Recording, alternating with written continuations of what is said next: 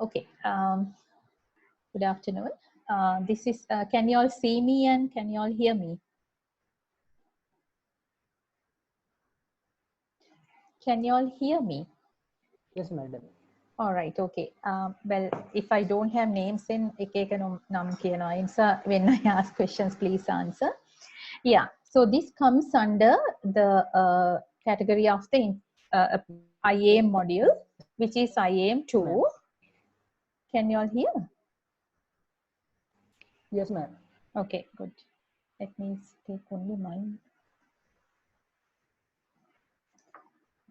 Okay. So this is regarding a patient admitted with dyspnea and cyanosis. And as you all can remember your IAM module 1, we used to do the same type of topics, but we discussed it with your presentations. Now this time I gather that you all didn't like that method of teaching and you all like this way and the lectures. But anyway, having said that, these are coming under the integrated applied medicine module, which is should be student centered. So I have no other option rather than getting you all involved to the module. So based on that is we have actually asked one question last time. I did not receive much, so I'm still waiting. Okay, so here we go. The objectives of this lecture is I'm going to take a patient who is admitted with dyspnea and cyanosis. Okay, all right. So then the objectives that we have laid down are these, which I'm going to revisit again when we finish the lecture. Okay, right. Okay, so my belief of a lecture to be effective, I have to make it simpler as I can, right? Any lecture to be effective, the lecture should be very simple and it should cater the audience, which I have tried my level best to make it simpler as much as possible. And that's not the only one to be done, the lecture to be effective. And that is,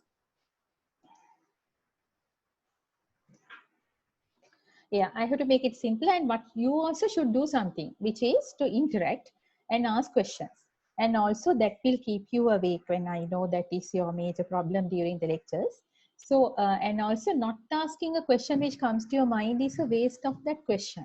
That question must be very, very important to not only to you, to the others also. So please ask the questions whenever it comes. You can disturb me and ask the question, I don't mind.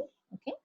Okay, so I'm going to take this case, which is a clinical case, a 54-year-old male patient admitted to the hospital with a difficulty in breathing for 3 days. So get into your head, this patient who has said it's a middle-aged patient, 54 years, male, admitted to the hospital with a difficulty in breathing for 3 days. And when somebody examine his oxygen saturation on air is supposed to be 85. So that is low, right? And he has central cyanosis. So with this information, how would you evaluate this patient with a view of arriving at a diagnosis? And obviously, why are we diagnosing? Because we want to manage the patient, right? So let's see how we are going to. Any problem? Let's see how we are going to go ahead with this. Okay. All right. So 3 questions came out from this patient. What are the 3 questions? One is low oxygenation. That is why the patient was sinus. And also he is dyspneic, which is a subjective sensation of shortness of breath. So that is dyspnea. So where and what can be the problem? That is the question we have now. Okay. So I'm going to take you through to the basic sciences that you already know. So what you already know from your basic science before after the clinical exposure is this. Cyanosis, as we all know, is a reduced hemoglobin, deoxyhemoglobin, which is increased to some level, it is cyanosis. And when it is above 5, it is cyanosis. And it can be central or peripheral. Central, we all know, central parts like mucous membranes then turns blue is central cyanosis. Fingertips and all turning blue is peripheral cyanosis. And that we know. And what determines the tissue oxygenation? Let's work out what we already know, right? And for that, you need to know how does the oxygen gets into the tissues to start with. How does the oxygen gets into the tissues? Because now, why are we, the final outcome of a healthy life is oxygen to be getting into the tissues.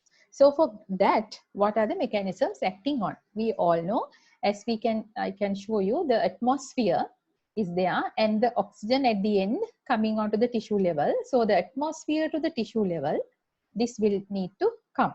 Okay.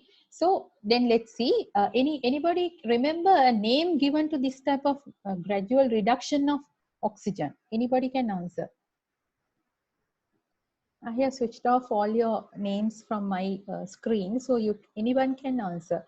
What is the name given to the stepwise reduction of the atmospheric oxygen down to the tissue level? Any name given? Anybody?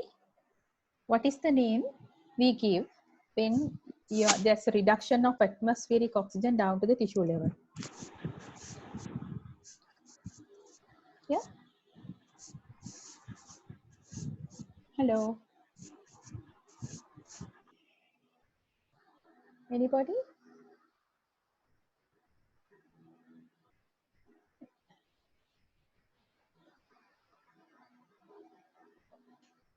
Anybody can tell?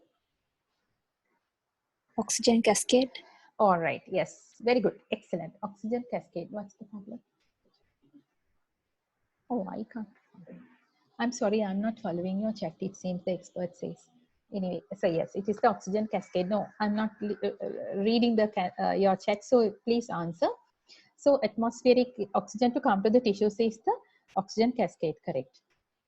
So finally, what actually we need is, right, what I'm actually have off your videos here, child. Then that's why when somebody is raising hand, I'm not following, because I can't be having 100 and somewhat to the same screen. Anyway, so anyone wants to answer, please answer. Okay, right? All right. Okay, so then when the atmospheric oxygen comes onto the tissues, and that the reduction of this is termed as, somebody answers, I think it's Nimsara or Damsara, from atmosphere to the tissue is called the oxygen cascade. So finally, what actually we want is oxygen at the tissue level, or rather mitochondrial level. Okay, so this is what the final outcome is depends on. When the oxygen is less to the mitochondrial level, what happens? What happens? What happens when there's less oxygen to the mitochondrial level? There's no aerobic respiration. Correct. There's no aerobic respiration. That is to say, there's anaerobic respiration. So yes, so that is why. So that is not good, isn't it? Why isn't it not good? Why isn't it not good? Good now. If no oxygen, go for anaerobic metabolism. Why do you think that is needed? Why do you think oxygen is when then that is to say anaerobic is not good, oxygen aerobic is good? Why do you think it is? That is that. Somebody who answered? Yes, good. Your answer is right. Anaerobic metabolism. Why is it not good? Why do you think anaerobic metabolism is not good? Yes. Why do you think anaerobic metabolism is not good? Please answer, because I'm actually not following your typings here. Anybody? Come on. Because there's a lactic acid buildup. Yes, correct. Because one is not like the aerobic metabolism. The anaerobic metabolism produce some unwanted stuff. One is lactic acid. Good. That is one. That is when it happens, this is what happens. So is that the only problem we have? It's less efficient, madam. Why do you mean by less efficient? Why do you think it is less efficient? Yes, your answer is correct. Why? On what matters you say that it is less efficient? Depend on what? Yeah, very good. Less ATPs, yes, because aerobic metabolism, I don't know who answered, but aerobic metabolism, what's the number of ATPs? Back on your biochemistry era. Aerobic metabolism, what's the amount of ATP? Am I?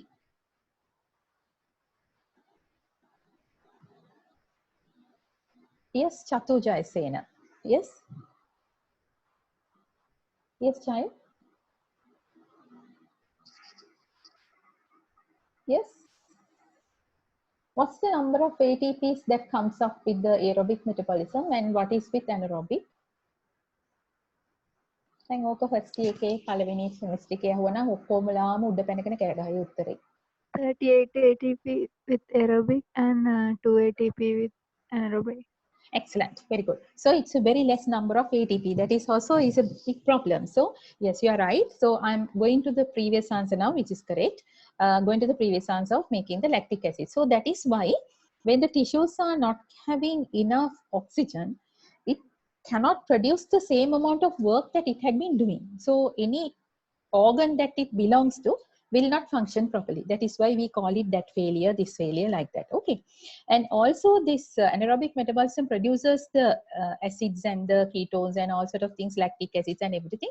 And that is why we call it acidosis, and it's a tissue marker of the perfusion, inadequate perfusion. So whatever it is, we don't want it to be less. So the oxygen needs to be going in the proper way. So as somebody said, it is the oxygen cascade, and it comes to the atmosphere, to the lung or the alveolar level, then the blood, and then on the way to the tissues, it's giving oxygen to the mitochondria, and finally it becomes venous, correct? All right. So which is called the oxygen cascade, correct? So it's a sequential stepwise reduction in partial pressure of oxygen because whenever we are talking about something, we talk about concentrations. But when we are talking about gases, we always talk in the terms of partial pressure. So the sequential stepwise reduction in partial pressure of oxygen, when gas moves from the atmosphere to the cellular mitochondria, it is called the oxygen cascade, and this allows the gradient to be produced, and oxygen can move down that gradient. Okay, good.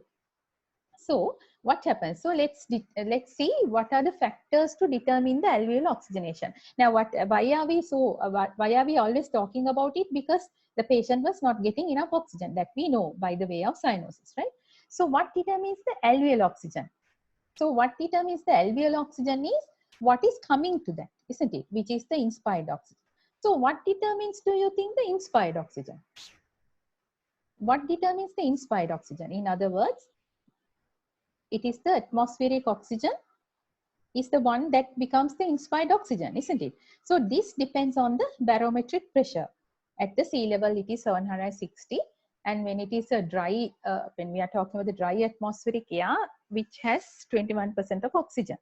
So when oxygen of 21% of 760 is coming to 160 millimeters mercury. So this is the atmospheric oxygen. Whose law is this? Who said this? A-level physics. බලමු දැන් දන්න මතකද කියලා? Dalton. Good. Right, yes. So that is how we know that it is 160 millimeters mercury. So when it comes to the total pressure into the percentage, it comes to this. Mind you, we are talking about the dry. Then this is when it becomes whenever you talk about the humidification, then you have to reduce that 760 minus the water vapor pressure. And we all know inside our body, which is 37 of temperature, the SVP of water is 47 millimeters mercury. I'm taking only millimeters mercury here, right? So that then 760 minus the water vapor pressure into the oxygen in the inspired air. So that will become 149. So for the easiness sake, from this point, I'm going to refer it as 150. Okay, right? So the inspired air is having 150 millimeters mercury. Okay, so that will determine what amount of oxygen is coming to the alveoli. But if you take the alveolar composition of oxygen, that is not 150. It is 105 to 100. Okay, so it is reduced. It is not 150. We are sending 160 or 150. Let's say. Sorry about this. It is 150. And the carbon dioxide of 0, that's the atmosphere or what we are breathing. But when it comes to the alveoli, it is 105 or 100, right? So why not alveoli has the 150? Any idea? Why not do you think alveoli has 150? If it is just the button-like thing or the pump-like thing sending it to the alveoli, it should be 150, isn't it? So why do you think it is not 150? Any idea? There's gas exchange happening in the alveoli. So you mean to say the gas what is coming for 150 is being given over Kelada? Is it what you meant? The given over and it became 105? Uh, I mean, when a CO2 comes into the alveoli from the blood, then O2 is absorbed into the blood. Yeah, but yeah, okay. I'll just refine your answer a bit, right? I'll refine the answer a bit. What happens here is now say inspired air has 150, but don't you think it has should have a mechanism to come inside, isn't it? It should have a mechanism to come inside the alveoli, right? Okay, so what is the mechanism of it inspired air to come inside the alveoli? What is the mechanism? Ventilation, isn't it? It's the ventilation. So the patient should breathe. If the patient doesn't breathe, it won't come, right? So anything that is determining the ventilation or other the amount of tidal volumes and the rate and everything the patient gets is also is involving to this reduction of the alveolar oxygen. It's one factor. Any other factor that you can think of? What somebody? Yeah. There's an alveolar dead space. Yes, very good. There is not alveolar. It's not about what is the dead space? What is the definition of dead space? The air which is not used for ventilation in the tubes, respiratory No. passages. You may be meaning what you wanted to say, maybe not coming out with the correct word. It is not the air that is not involved of ventilation, child. It is the air that is not involved in gas exchange. Understand? The air that is not involved in gas exchange is what is meant by the dead space. It is the, even though it is there's air, it is dead. It is not contributing to the gas exchange. Okay, right? So in you or whoever, what is the dead space currently? Whoever answered me, what's the dead space currently? With what is what term? The respiratory passages Tract. which Yeah. don't have the alveolar lining.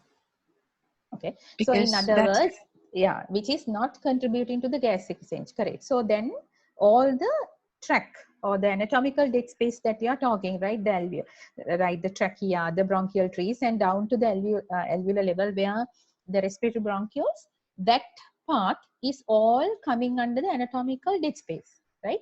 What is dead space is the amount of air that is not contributing to the gas exchange. And the currently your lung is containing some amount of dead space, which is the trachea and the bronchial tree, correct? So that is anatomical dead space. Is there any other dead space that you know? Is there any other dead space that you know of? the physiological dead space. Okay, so what is meant by the physiological dead space? Then. When there's shunting of blood away from areas. No. So you know the names now, anatomical dead space. You know the term of physiological dead space. Is there any other term of dead spaces that you know? Anybody else? Is there any other dead space, a term of dead space that you know? Yes? Have you heard of alveolar dead space? Hello? Alveolar dead space? Have you heard of alveolar dead space? Well, there is a space called alveolar dead space. So that's anatomical dead space. And if the same phenomena occurs in the alveoli, where there is air, but not contributing to the gas exchange, then that part is being called the alveolar dead space. Okay, it's not anatomical. So actually, this physiological dead space is a combination or rather collection of the anatomical dead space and the alveolar dead space. So in you and me, like, you know, in good health, we must be not having alveolar dead space. But when the patient is sick, I'm sure somebody may have meant that when somebody is sick and there can be alveoli which are full of air, but not contributing to the gas exchange, right? That's what she meant, I believe, but it's in a different terminology, you said, right? Okay. So what the patient is, now you are having anatomical dead space, which is your physiological dead space also, right?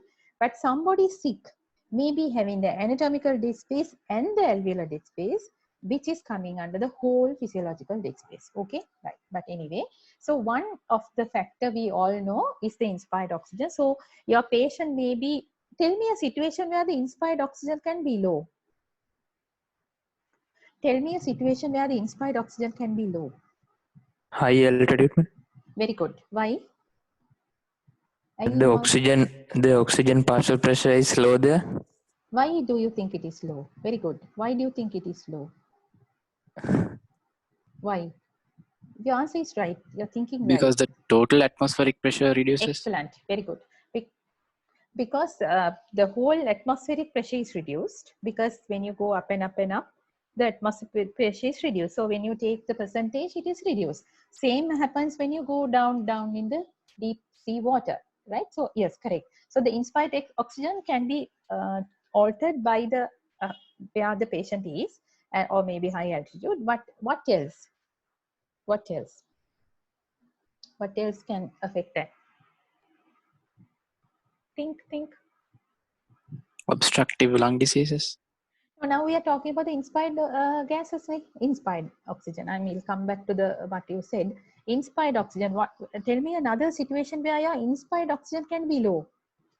Can I go back on the slide? Oh, no. Yeah, no. Right. So the barometric pressure can be changed. So does the oxygen percentage can be changed, isn't it? Right? If you are all stuck in a hypoxic mixture, then it is low. Can you see? So in your patient also, this can be, the patient may be getting something less than you, like a big shot may be giving not the correct percentage. So like that, then other. So the inspired oxygen can be changed by many factors like total barometric pressure, as well as the percentage oxygen patient in the place where the patient is being given. Okay, so those are the factors. And that we learned. And another factor now we learned about the dead space. This I'm talking about mainly the anatomical dead space.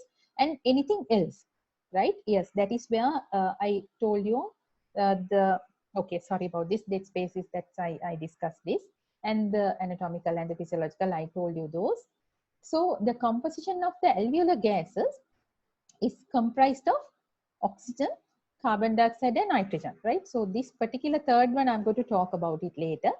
Then this is what somebody from the very beginning gave this answer. That is, when I asked what else can change, why does the alveolar gas is 105 or 100 when you're inspiring 150? So somebody gave me this answer because the alveolar gas, inside the alveolar, the gas is being given off.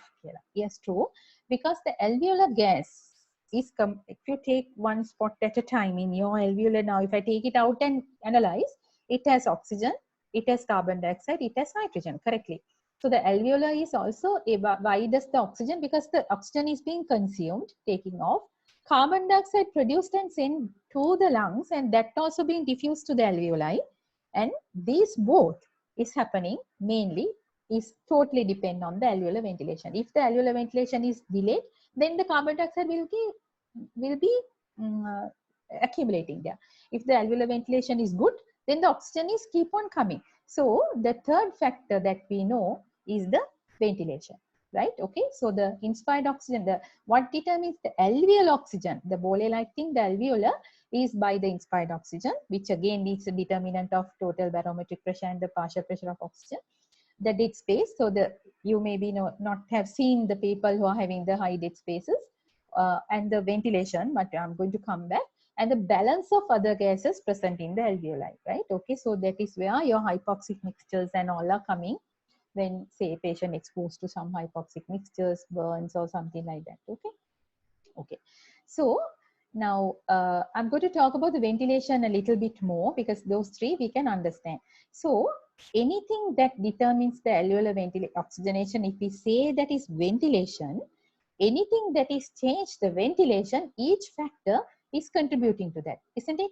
So the anything that is contributing to change or continue the ventilation is contributing to the alveolar oxygenation. And what are those? We all know that. Ventilation occurs with the respiratory center in the brain to start with. Okay. then your brain will get the respiratory center will get the stimulated, and then send the impulses to by the nerves to the spinal cord. And that is if you take diaphragm as the main respiratory muscles. By the way, what's the innervation of the diaphragm? Phrenic nerve. I know. What is the level that it goes to the phrenic nerve? C3, C4, C5. Good. Right. So like that, if you talk about the only major muscles of ventilation, so then the respiratory center needs to be stimulated. That impulse should come to the spinal cord to say, okay, you send the impulse to the phrenic nerve, and then the phrenic nerve goes, and then so anything happens in the nerve or the neuromuscular connection is matters to the ventilation. And also, how does the respiration occurs, child? Anybody? How does the respiration occurs? Inspiration occurs? How does the inspiration occurs? Size of the thoracic cavity increases Okay. since there's a negative pressure in the pleural cavity. Uh-huh. So the Good. visceral pleura is also drawn out with the lung. Okay. So correct, Lahiro, right? Yeah. So the diaphragm moves down, and the thoracic cage moves out, and that will increase the total volume. Total volume of the thoracic cavity. So what happens then? When the total volume increases, what happens? The intrathoracic pressure decreases below the atmospheric pressure. Good. So that there's a pressure gradient. Good. So the intrathoracic pressure drops. Who said that? Whose law is that? Whose law is that? Boyle's law. Excellent. So Boyle's law. So when the volume is more, then the pressure drops. That's what Boyle's law says. But now we are talking about the intrapleural pressure drop. Okay. Now trachea is not connected to the intrapleural space. No, it is connected to the lung. That is where the previous answer is right.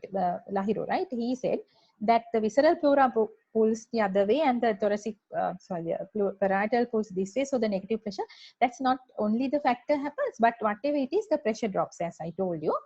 And since the pleura is just one cell thickness, it's a very tiny, this pressure difference or rather dropping will be transmitted to the lung parenchyma. Okay, in other words, alveoli. Now there is a pressure gradient. Okay, what is the pressure gradient from the atmosphere, which is 0, or if you take the relative pressures at the mouth end, it is 0, and my lung inside is now negative. So there is a pressure gradient, and then the 0 to negative, the air flows, right? Okay. Reverse occurs in the expiration, where the diaphragm contracts and comes back. The others also, relax and comes back, and the intrathoracic other muscles also comes back, and the volume drops, which means the pressure is more. And now the pressure inside lung is positive, and then out is 0, so it comes out, right? So that's why it is a passive process. So this whole drama is called the thoracic bellows, and the action of this will be thoracic mechanisms actually. So all this needs to be there to have a good ventilation, right? Okay. Obviously the airways and the alveoli. So anything can go wrong. Let's say what can go wrong. So what could contribute to the low alveolar oxygen? As I told you, low barometric pressure, low oxygen. And so the problem could be having in the dead space, or maybe the hypoventilation. And now this is the normal mechanism. And what happens in each situation, if only requires one disrupted link to cause the respiratory failure. So any link anywhere is disrupted, that causes the respiratory failure. Okay. So let's see why. Let's see one by one. So the respiratory center can be affected by the depression of the respiratory center. It could be by say trauma or chappavela. So the trauma, so the respiratory center can be damaged, or maybe trauma, or maybe some drugs like morphine and opioid drugs can depress the center, respiratory center. We can tell many of the things. I am only put few of those. Or if the center is okay, the damage can be at the spinal cord level. Again, there can be cervical damages and cervical traumas and spinal cord damages.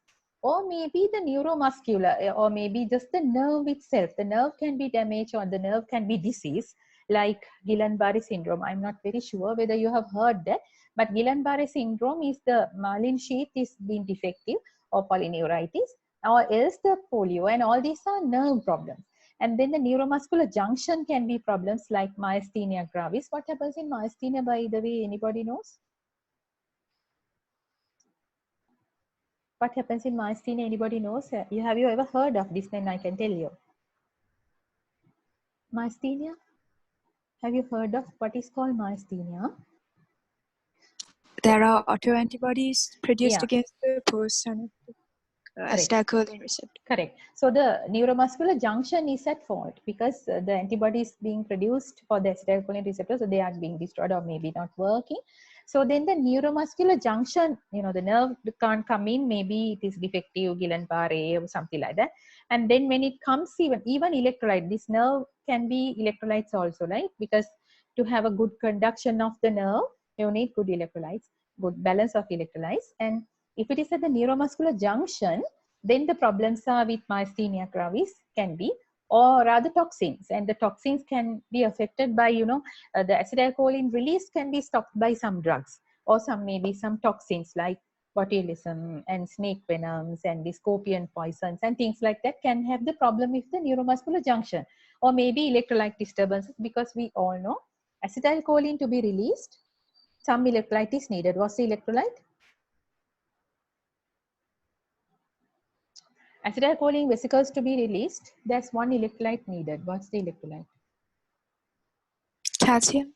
Yes, you need calcium. So things like that, the calcium or the potassium or whatever the deficiency, the neuromuscular junction can be affected. So many things, right? Or it could be other things. If the center is okay, if the spinal cord is okay, if the neuromuscular junctions, nerve and the muscle junction is okay, the problem can be in the muscles like myopathies and some electrolyte disturbance. Again, calcium is having a good place here.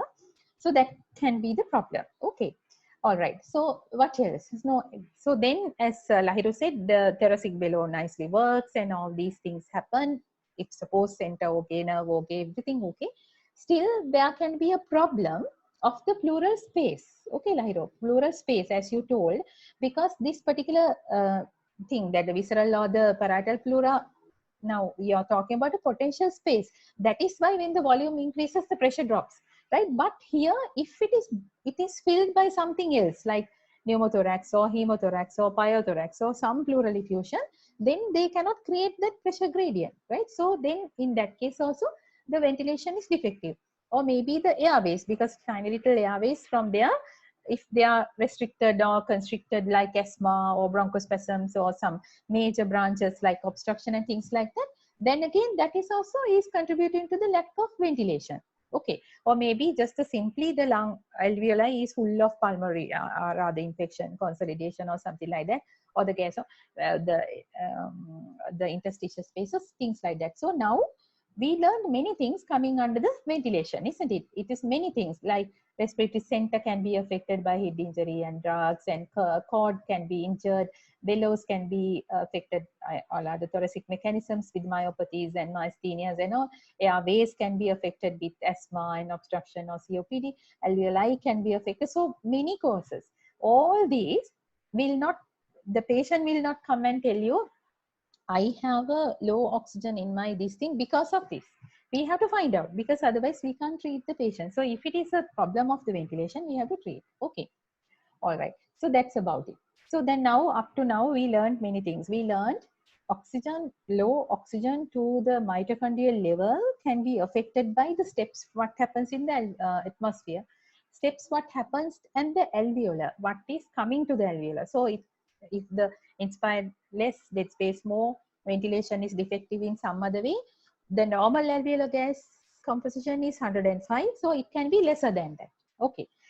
The third factor, which I said, was the composition of the, whatever, even though it comes, the composition of the alveolar gases, maker has to be alveolar, is given by this alveolar gas equation. You don't need to by heart this equation, but I'm just trying to show you The alveolar gas equation equals to PiO2 is the inspired oxygen minus the P alveolar carbon dioxide divided by the respiratory quotient. So that is why it is 105 coming, 150 minus this about 50, so 100 to 105 round up figure. So, so like that, that is depending on the carbon dioxide aspect, right? The carbon dioxide is again is a product of the either production of the carbon dioxide or taking it out as the ventilation. Okay, right? Yeah.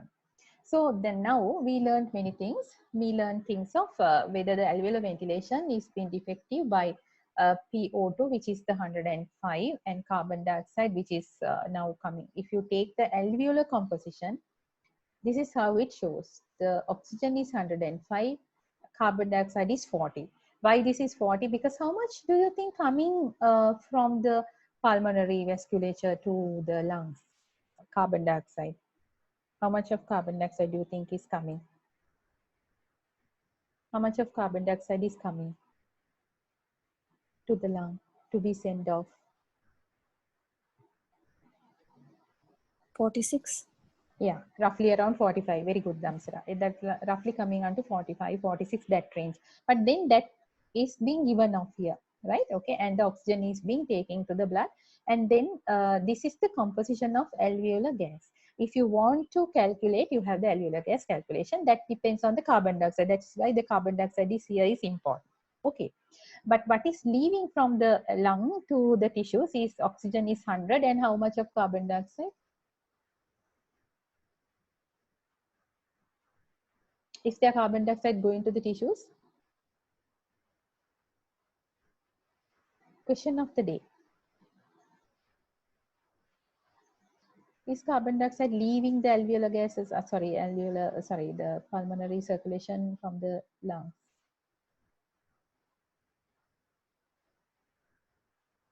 Yeah. Okay, I'll leave the question. That's something to think of, right? Okay. So anyway, so that now we discussed the many. Right?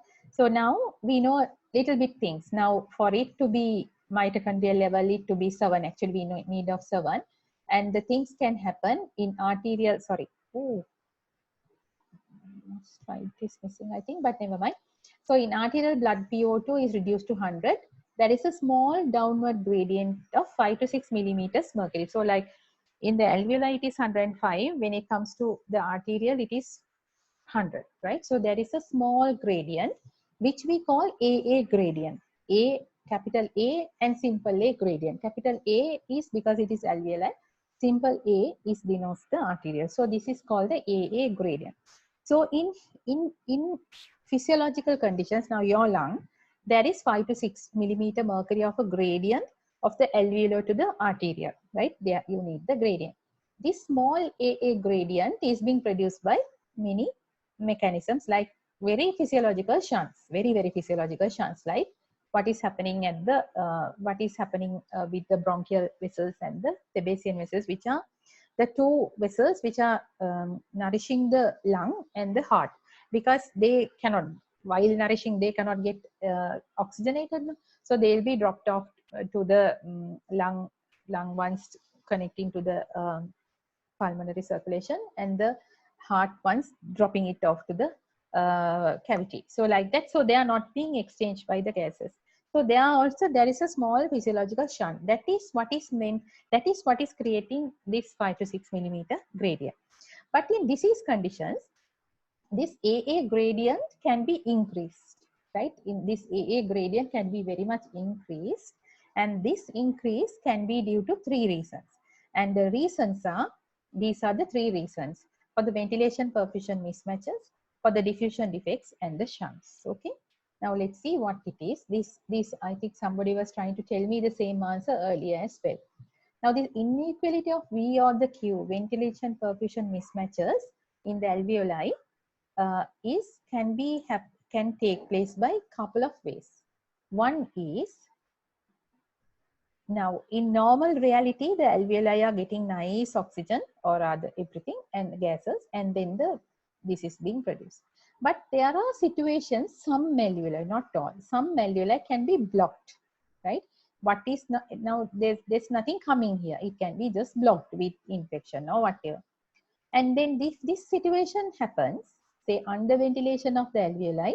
And this is the situation where somebody earlier also said the blood being shunted away, right? The blood is shunted away. It is not getting oxygenated, it is shunted away, right? No, it is not the gas which is the dead, right? Earlier somebody said when I asked about the dead space, the shunt. So the shunt is not the dead space, okay? It is a shunt. So the still the PO2 can be changed because of this particular blood being. Now, if you take another nice good alveoli here, which is given very well the oxygenation, and that will be connected to this, and the blood at the end is giving lower value, right? Okay. So the VQ anyway decreases. So this is one situation where pneumonia and things like this happen. So the patient is anyway hypoxic. The other situation is this: the alveoli are getting very well gas supply, but this particular vessel is blocked. So there's nothing coming here. So then, even though the oxygen is coming here, then it cannot be given out. So these are called this is called the dead space, or the increased VQ is what is meant by the alveolar dead space, right? Okay, so the amount of air that is coming here is dead. You cannot use this. So this pulmonary embolisms and all are the clinical situations of this, right? Okay, so this is a shunt, this is a dead space. So if you have any of these, then the AA gradient is more, right? Now, the other thing can happen is you have a very good ventilation to the alveoli, you have a very good blood flow, nothing blocked, but the diffusion of the gases are being affected by what is happening to the interstitial space. This could be water, this could be just fluid collection, or maybe fibrosis or anything, where the gas exchange is being harassed by the diffusion. So the diffusion defect. So this is a diffusion defect. So again, finally, this patient is not getting the enough oxygen. So let me know now 3 situations where AA gradient can be high, and the 3 situations are the shunts and other VQ perfusions and the diffusion defects, right? 3 things. So the shunts could be, the shunt, as I earlier told, could be physiological or pathological. So the physiological shunts are the Stebasians and the bronchial. And what are these pathological shunts? So then pathological shunts can be either intrapulmonary or extrapulmonary. So the intrapulmonary ones are these pneumonias, ARDS, bronchial obstruction, all these. And the cardiovascular system also contributing to some sort of a pathological shunts like ASD, VSD, and all sort of things where the blood comes to the right side of the heart, and if it goes to the left side of the heart and going towards the to the body, that blood is not getting oxygenated. So that's a shunted. So it's the extrapulmonary shunts like ASD, VSD, fistulae, and the foramens and all things like that. Okay, so the pathological shunts are either intrapulmonary or extrapulmonary. Okay, so now we know many of this. We know what happens to the atmosphere, the lung, and the blood, and all this. And what happens to this section, like where all up to now we learned, right? So if nothing goes wrong, up to now, the blood in the artery, we are having the oxygen of 100, okay? But now this 100 should go through the circulation and all the other measures and to give the oxygen to the tissues, right? Okay, so what takes place in that is, what can affect here is couple of things, right? Hemoglobin, because we should have the proper amount of hemoglobin to carry this. Now, even though the oxygen comes in, that needs to be carried, not only the dissolved. The oxygen can go by the dissolved portion and the what is bound to the hemoglobin. So if the patient doesn't have hemoglobin, enough amount of hemoglobin, then they cannot carry enough oxygen. That is what is happening in anemia.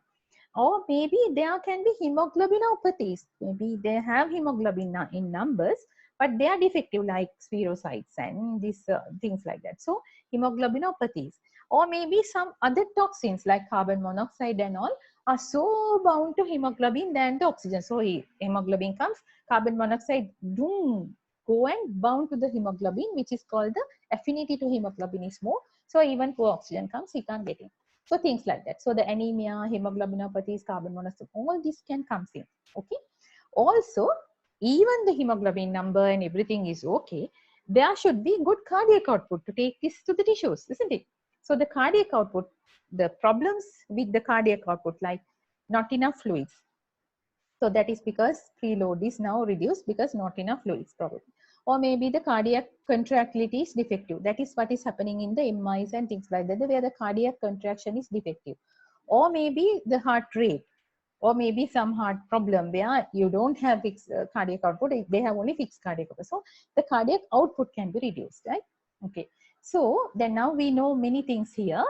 This particular step can be affected by hemoglobin, less hemoglobin or anemia or things like that, or the reduced cardiac output, or like 2-3 DPGs where the oxygen affinity is being changed, right? Okay. And all this is done because at the arterial blood moves through the body, PO2 drops, and the mitochondrial level, we need PO2 of 7.5, at least 7.5. 10 if you get, that is case. Is there a problem, Amila? Huh? No. So the mitochondria can, so to get this 7.5 into the mitochondrial level, we start by 160, right? And many factors can be affected this to be defective, right? Okay.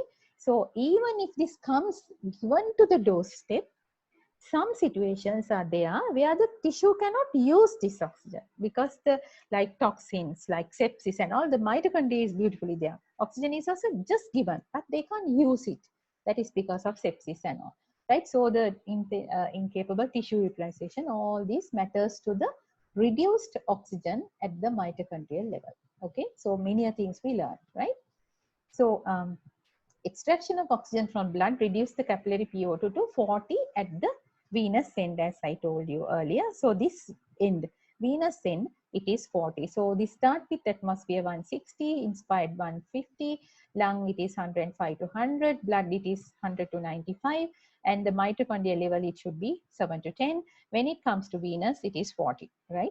So we may be getting the one good question we asked from the PGs, what is the best indicator? What is the best indicator of your patient's oxygenation? The answer is venous, because this gives a good idea what happens right across. Too much of a question for you, right? Okay, so these are the situations. So low inspired hypoventilation. Now many call it hypoventilation. In this we learned a lot, isn't it? We learned a lot: respiratory center, spinal cord, nerves, neuromuscular junction, muscle, intrapleural space, lung, and the LV, all these things. Then it comes to the AA gradient, three things we learned: shunt and the VQ other mismatch like dead space, and the diffusions. And here it is reduced cardiac output or the anemia and 2-3 DPG. I have forgotten to write it. Or here it is histotoxic, or the rather overutilization or not being able to utilize the oxygen. Overutilization is sometimes happens in sepsis, right? So this is how via poor mitochondria can get less oxygen. Okay, so the patient is producing the symptoms and signs of the particular organ where this is defective, right? So he showed the signs of cardiac problems, having arrhythmias, low blood pressures, having lung problems, having renal failures, liver failures, all these problems of the tissue, that particular tissue is not getting enough oxygen. Now we take the history, we investigate everything of that tissue, right? Okay, what happens? But actually you have to take the cause out of this. How do we do that? We need to get a very good history, good examination, good investigation to find out what exact the problem, where exactly the problem is. Otherwise, your patient is not going to get cured, right? Okay, that is the final word. But when it comes to hypoxia, you can look at the hypoxia in a different angle. The same thing, sometimes we discuss in a different angle, and I of course rather prefer this angle too, and that is we all go by the oxygen delivery equation. Now when I ask my registrar to write oxygen delivery equation, I don't get this answer. That is to say, they forget it in no time. So do you all. Then mang ahuwat mega kiyanne ensa mang ahanne, I'm going to tell. So the oxygen delivery to the tissues is depends on, or rather contributed by many factors. One is how much of oxygen is being traveled or rather transported with hemoglobin. Okay, so it depends on this, and how much of oxygen is being dissolved. So all these are what is going in the blood, which is called the oxygen content, and all these are usually, we tell these in deciliters. So then that into the cardiac output, because that needs to be carried with the cardiac output. So these are the determinants of oxygen delivery. Hope you remember this equation. Once upon a time, you were taught in physiology. That is 1.34 into hemoglobin into how much of that hemoglobin is saturated, right? And this is a dissolved portion. How we all know that any gas to dissolve, the factor that is contributed is the partial pressure. So the partial pressure into how much dissolve and the cardiac output. So then if I take this is actually a picture I just copied from the net. So that's why all these things, but it's a good picture except the 1.34. So the delivery of oxygen depends on the 1.34 is the oxygen binding capacity of hemoglobin. So 1.39 ml per gram, he says 1.34 is the correct figure. And then how much that of the hemoglobin, obviously that is hemoglobin concentration, and how much of that hemoglobin is being saturated with oxygen. So the hemoglobin oxygen saturation expressed as percentages, right? So this is with the hemoglobin. This 0.003 is the amount of dissolved oxygen in the blood in ml for every 1 millimeter mercury of oxygen tension. 0.003 ml of oxygen gas is dissolved in 100 ml of blood. You have to excuse me just for a minute, children.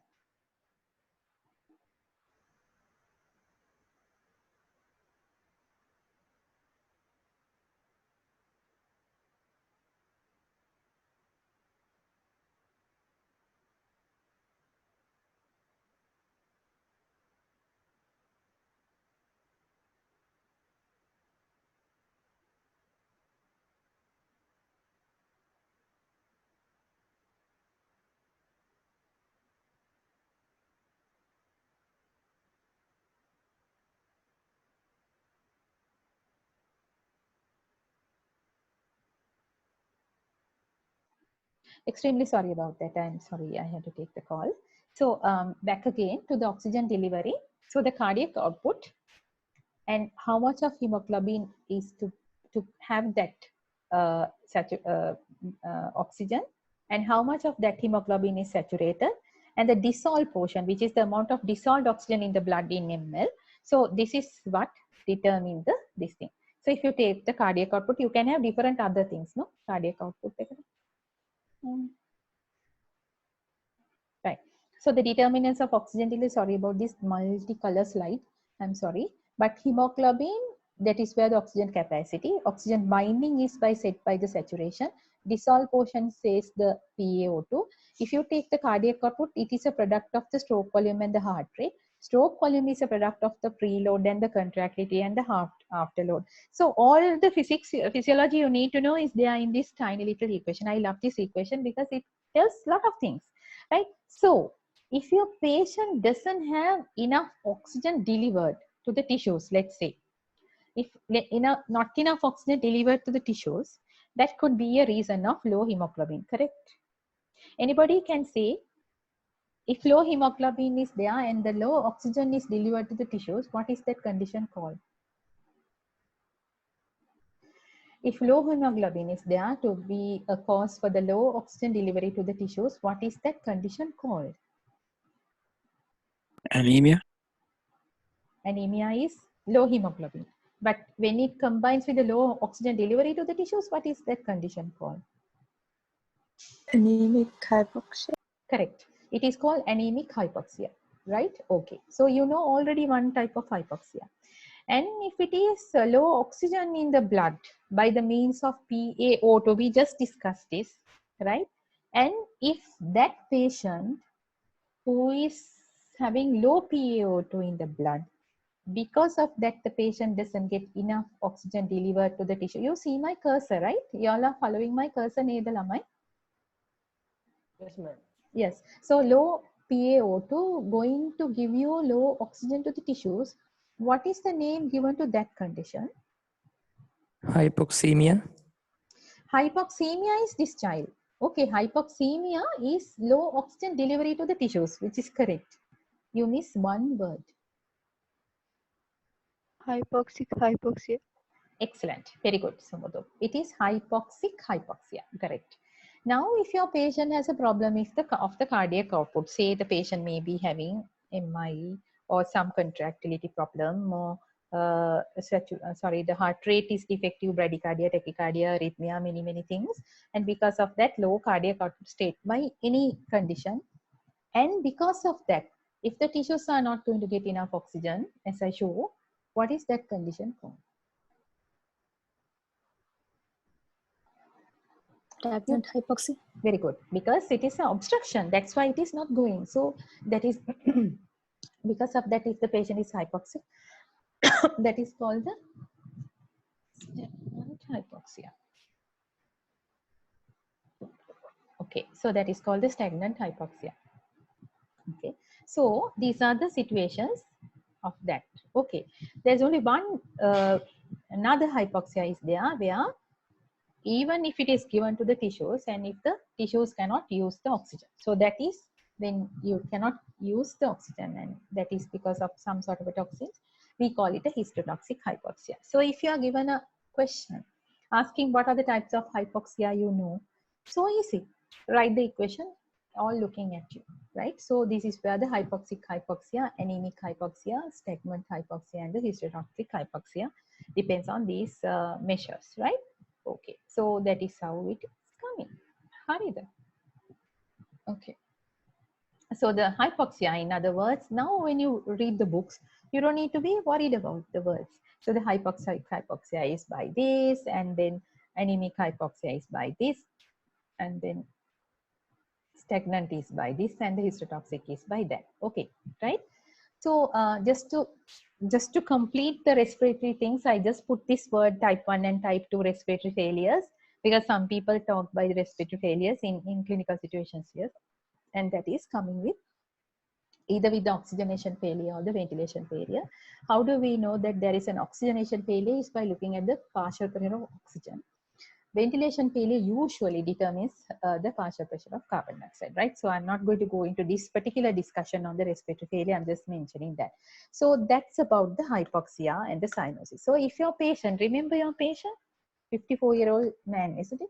Right. If that patient has cyanosis, that is to say low oxygen to the tissues, I just made the case actually. So even though that if we say saturation low and things like that, that is a hypoxia to the tissues. And now you can work out where is the problem, right? For that, you need to have a very good history, and you need to have a very good examination and the investigation, right? History like what? Tell me one part of a history you need to ask to get into the proper diagnosis. Somebody can tell me one.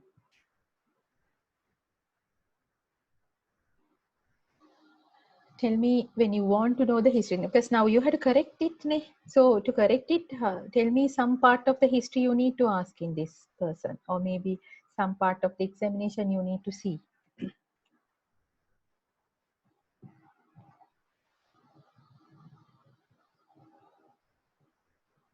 Somebody can answer me. In the examination, you can look for signs of anemia. Like Say it again, Lahiru. I didn't hear you. Sorry, Puta. Huh? in the examination, you can look for signs of anemia. Very good. Yes, you can see the signs of anemia like pallor and other things, right? And to see whether it is the some sort of a that causes it. Somebody else. Keep on talking. You can tell many things. You Yes. can ask about cyanide poisoning. Okay. Want to commit suicide and has got cyanide. Okay, never mind. Yeah, cyanide poisoning, not only by having cyanide in the blood, you can have, burns and things like that having cyanides. Yeah, okay. That you investigate to see, or the look in the history to see whether there's another one. Another one. Whether there You was a can- history of chest pain. Yes, very good. You can think of a chest pain. Why do you think you're asking about the chest pain?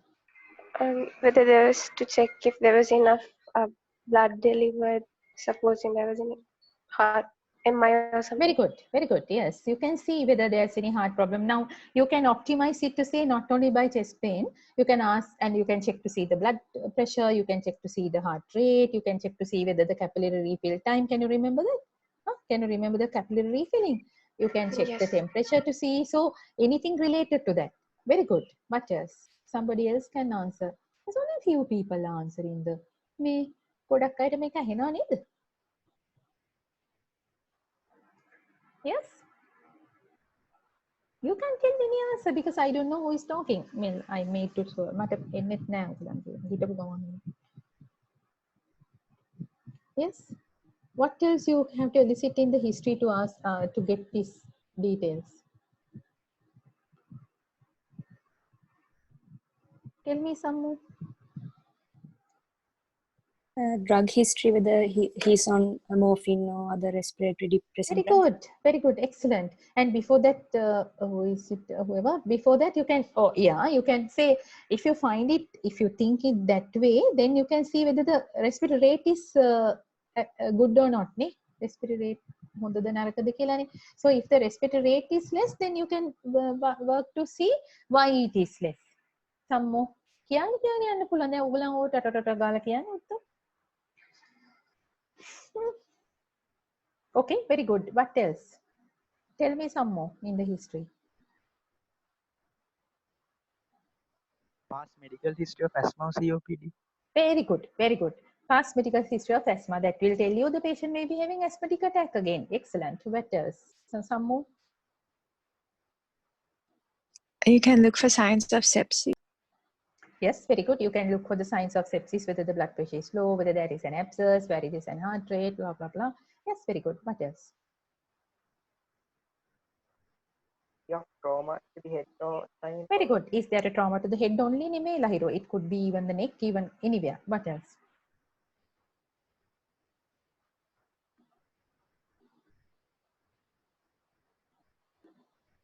Anything else? Okay, work the other way around. Work the other way around. If I told you, if the alveoli is full of pus or something like that, or consolidation, then there is a shunt. So that causes low oxygenation. What are the situations in that type of situation? It could be the patient can have a what is the situation? The alveoli is full of pus and not getting enough oxygen. Pulmonary edema. Nah. Pulmonary edema වල පස් තියනවද? Pneumonia. Yes, it is pneumonia. Very good. It is an infection, isn't it? Yes, it is an infection. So the patient has a pneumonia. Ne? So then if you think that the patient has a pneumonia, you need to find out whether the relative features are there. Something like if the patient is pneumonic, forget about this. See, if the patient is pneumonic, the patient should have History of Fever. fever. fever. Very good. What else? Fever is correct. What else? Cough. Cough. throat Good. chest- What else? Crepitations. Crepitations when you check. Good. Very good. Things like that. Okay, rhonchi, crepitations, coughing, sputum, which is yellow in color. He has fever. And ගෙදර මිනිස්සයාටත් තිබ්බයි, හා ගෙදරට තිබ්බයි, and things like that. Okay. So you can search it. If it is an asthma, as somebody said, somebody said, history of asthma, what drugs is on, blah, blah, blah. If the blood pressure is low and the patient is having some problems, then that. So like that. Okay, so you have to work it to see whether that will be fixing to find out the cause. Now it is interesting, isn't it? Now hereafter, when you see a patient, you like to think the cause could be this, right? Okay, I hope. Okay, so now back into our patient. Evaluate the cyanosis with the view of search. Now, central cyanosis and saturation of 85. That is what our patient has. And we all know that he has problem with oxygenation. What level? Now, additional history. Now, say he had the fever and cough for 5 days. So that sounds like an infection, isn't it? Right? Fever and cough for 5 days. And he is a known patient of COPD on inhaler. So whether any bronchoconstriction is also going on, we don't know. But we know any COPD patients are so prone to get infections. And now also the patient had a difficulty in breathing for 3 days, let's say. Right? Okay. So like these additional features. Now only by this you should be able to come into diagnosis. Now when you come to a higher years like 4 and all, we will be coming to see more and more of these patients. So whenever you see a patient, Now from this point hereafter, try to work out to see what may be going on in this patient. Okay, right? So that's about the cyanosis. Sorry. Now I am going to deviate you from this point to another angle, which is the difficulty in breathing. Even this patient has a difficulty in breathing for 3 days. Okay, right. So what is this difficulty in breathing, or shortness of breath, or dyspnea, or breathlessness? All these sounds to a same symptom, right? Okay, because some people call it a shortness of breath, dyspnea, breathless, difficulty, whatever, it's the same. It is simply, it is a subjective sensation of shortness of breath. That is what it is. And the development of dyspnea is a complex phenomenon. Even though you think, it's a dyspnea. It is a matter of a complex phenomena, and that is actually happens because of the discrepancy between the drive of the breath, which is from the central drive to the level of ventilation achieved. So let's see what it is. So the mechanism of dyspnea, if you take, it is like pulmonary ventilation not matching the drive to breathe, right? So the patient's drive to breathe, which was done by a different way, when it is not matching to the actual pulmonary ventilation, patient feels he is breathless, and actually shows that he is breathless, right? And dyspnea. So this arises from mismatch between the afferent. Now, if you take it, 3 things you need to have the good attempts, which is the afferent signal, efferent signal, and the central information. Take it afferent impulses, make it central information process, and the efferent signals. So the efferent signals monada pointe. That's what we discussed. The phrenic nerve and all sort of things. It should go and make a ventilatory attempts. And the central information system, where is the central information processing? Where is that? Where do you have the central information processing of respiration in humans? In the medal. Brainstem. Okay, right. Pontine and medulla in between, there are so many things, but yes, it's in the brainstem. So the afference goes, we'll talk about the afference, and the central information process, and the efference. So these 3 needs to be nicely matched. If you have a mismatch between the afferent receptors in the airways, lungs, and chest wall structures, and central respiratory motor activity, and that is where the dyspnea occurs, right? Okay. So the receptors involved in the mechanism of mechanics of dyspnea is there are many, right? Like juxtacapillary receptors are there, where alveolar capillary junction, they are at the alveolar capillary junction, the alveolar and the capillary junction, which are very sensitive. That is why when the patient is having pulmonary edema or heart failure, the patients are breathless, right? Because they are being stimulated all the time, and they give the afferents to the brain and gives it. And there are some other things, like not one, many receptors. Some other thing is the stretch receptors, which are in the lungs and the thoracic wall, that also signals the bronchoconstriction, right? So whenever there is a spasm or some asthma or something, these stretch receptors are stimulated and they give the signal. And then the central ones are or maybe in the peripheral ones, there are chemoreceptors in the carotid bodies and medulla, where you have the chemo. It is related to the chemical things. These chemoreceptors are sensitive to the oxygen and the carbon dioxide and the H classes. Mainly the central ones are sensitive to carbon dioxide, and the peripheral ones are very much sensitive to lack of oxygen rather. And these are also receptors.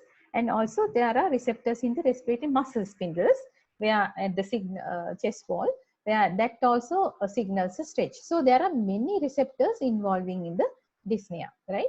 And this central processing in the brain compares these afferents and efferent signals. And if there is a mismatch, then the patient feels that he can't breathe, right? So these efferent signals are the motor neurons signals descending to the respiratory muscles. Okay. Yeah. All right. Now, how does this needs, why I'm talking this so much is because because I recently asked from one of my registrants about the dyspnea, and he was looking up and down. So that is simple as this, right? So how this need or the need of ventilation like this, when you have a need of ventilation, how this is balanced is this afferent receptors allow the brain to assess whether the efferent motor commands to the ventilatory muscles are effective, meeting the required demands of airway pressure, airflow, and lung movements. And when those respond inappropriately to the commands, the intensity of the dyspnea increases, right? If you know only that, I'm just going to skip that. What is another important thing is there is also strong psychological component of dyspnea.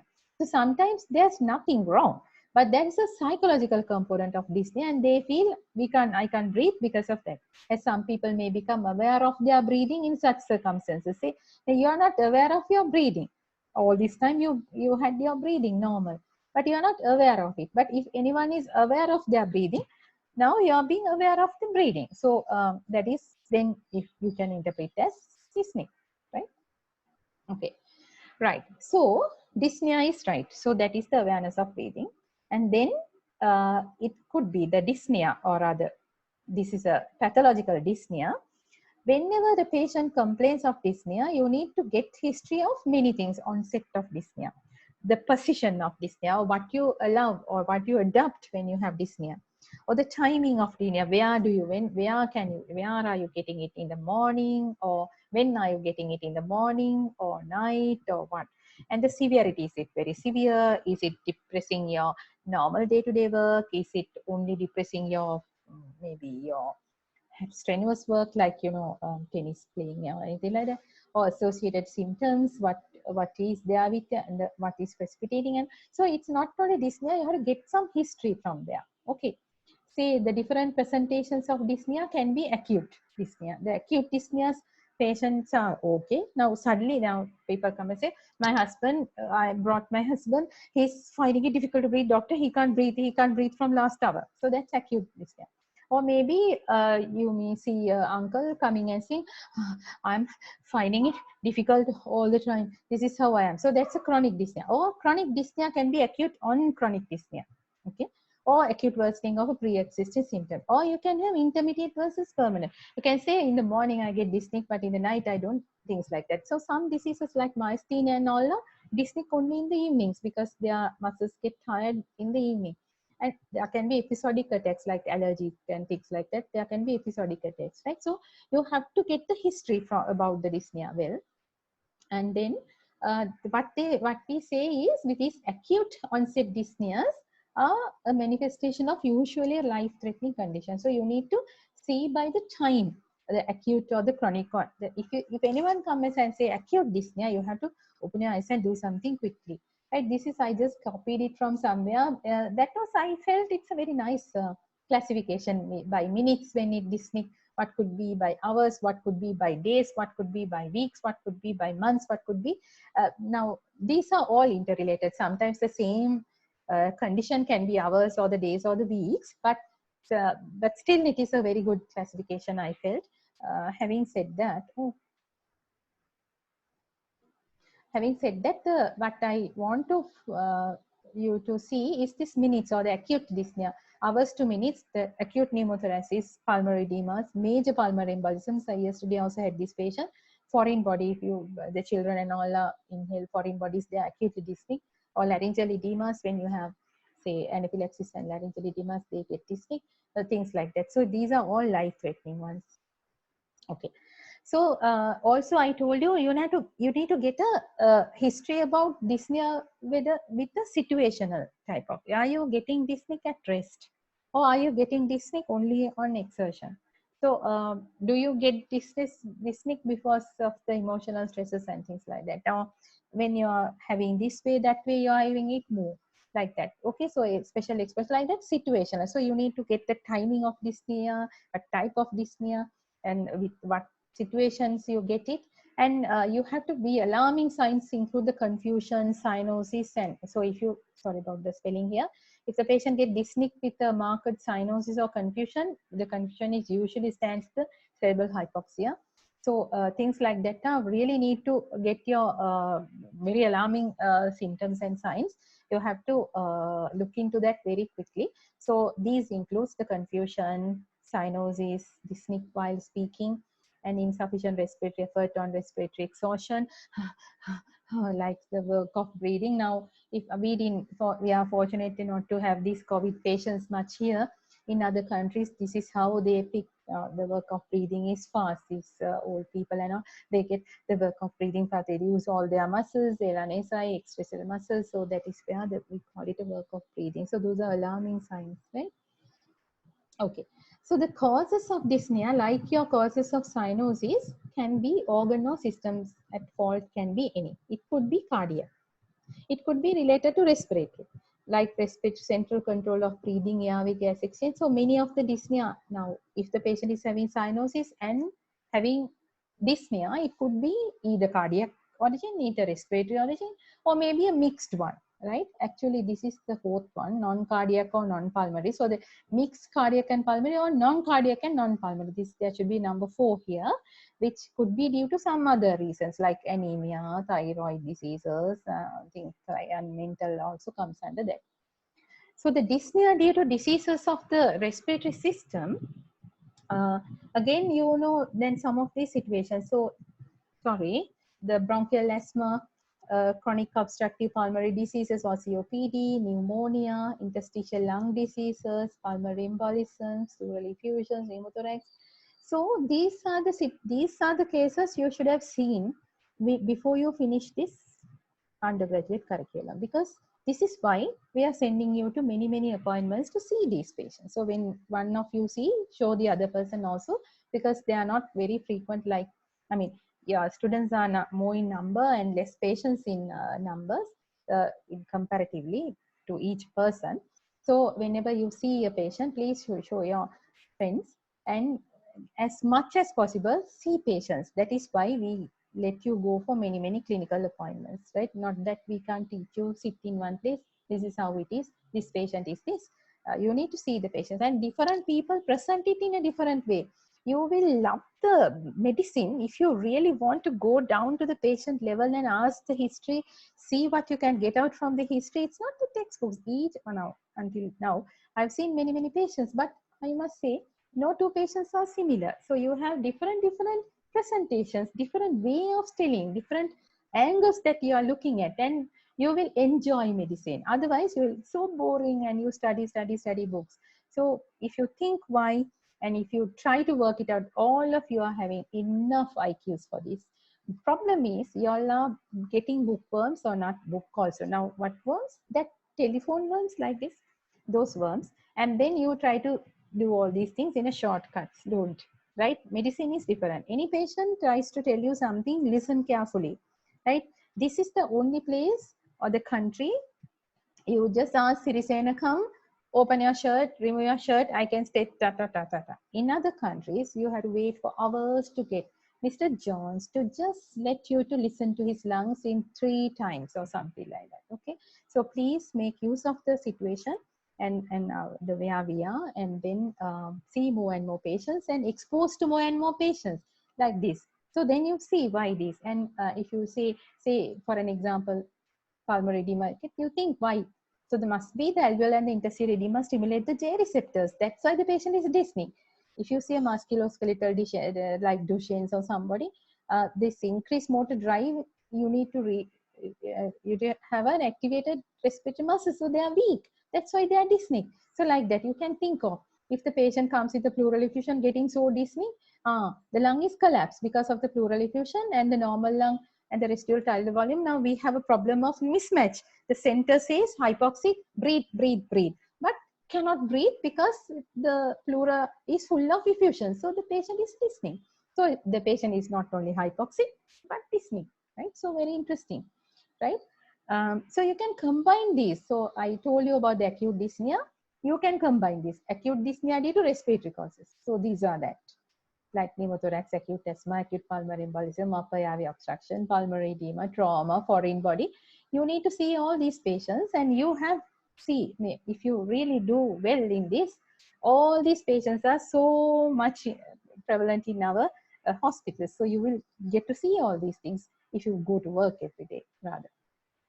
Or you can have a dyspnea due to diseases of the cardiovascular system, nothing to do with the respiratory, cardiovascular only. Congestive heart failure, coronary heart disease, valvular heart disease, aortic dissections, pericardial effusions, mechanical obstructions like, very difficult like cardiomyopathies and all, dysrhythmia, sorry about the spelling, So now if you just come to the ICU one day, you will see at least three of these patients and four of the other patients, like that. You have enough of these patients everywhere. So get to see dyspnea due to cardiac origin. So these are the things you should have seen at the end. Or dyspnea due to diseases outside the respiratory and cardiovascular, like anemic patients. So they are very anemic, they are dyspneic because their oxygen carriage, the center says, come on, I need more oxygen, work harder, but can't. Or maybe try to work harder, that's why they are dyspneic. And the diseases of the ear, nose, and throat, in disturbance of the these also can be dyspneic. So neuromuscular diseases like muscle diseases, these are dyspnea due to diseases outside the respiratory. So like muscle diseases like Duchenne and myasthenias, motor neuron diseases like neuropathies like Guillain-Barré, and things like that can produce the patient is dyspneic. Or mental illness such as anxiety disorders, panic disorders, somatization disorders like functional complaints. So these patients are dyspneic, right? So you need to see. It could be related to drugs. Let me see the time. So it could be related to drugs where non-selective like beta blockers can cause bronchospasms, right? Why? Because the beta 2 blocking effect occur where no bronchodilation, so bronchospasms. Or non-steroidal anti-inflammatory drugs can cause bronchoconstriction. By the way, I know that you all have done pharmacology. Let me ask you, why does the NSAIDs cause bronchospasms or increase the tendency of bronchospasms in asthmatic patients? It cannot cause, but it can worsen the already known asthmatics. Any idea?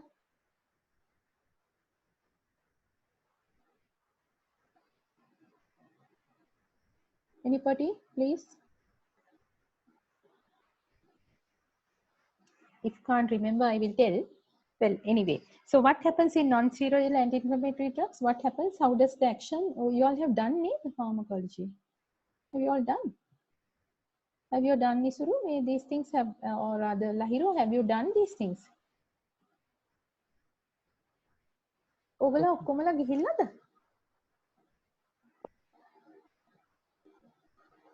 We have learned that. Yeah. So the non-steroidals, how does that work? Anybody?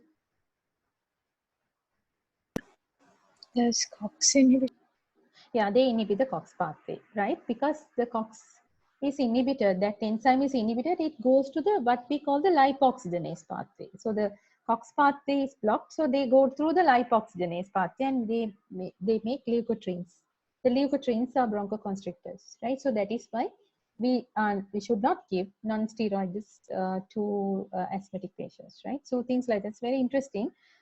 Actually, medicine is very interesting if you really think of the way, not that the way that you all do, just do only cram. Okay, then about dyspnea, another angle to look at dyspnea is time of occurrence, because we know nocturnal onset, like, heart failure patients, they get what is called the paroxysmal nocturnal dyspnea. It's always heart failure, right? It's almost pathognomonic of the orthopnea or the nocturnal paroxysmal dyspnea is in the heart failure. What do you mean by paroxysmal nocturnal dyspnea? What is meant by orthopnea? Dyspnea when lying down. Yes, dyspneic when lying flat. Down mimic, lying flat. Right? Okay.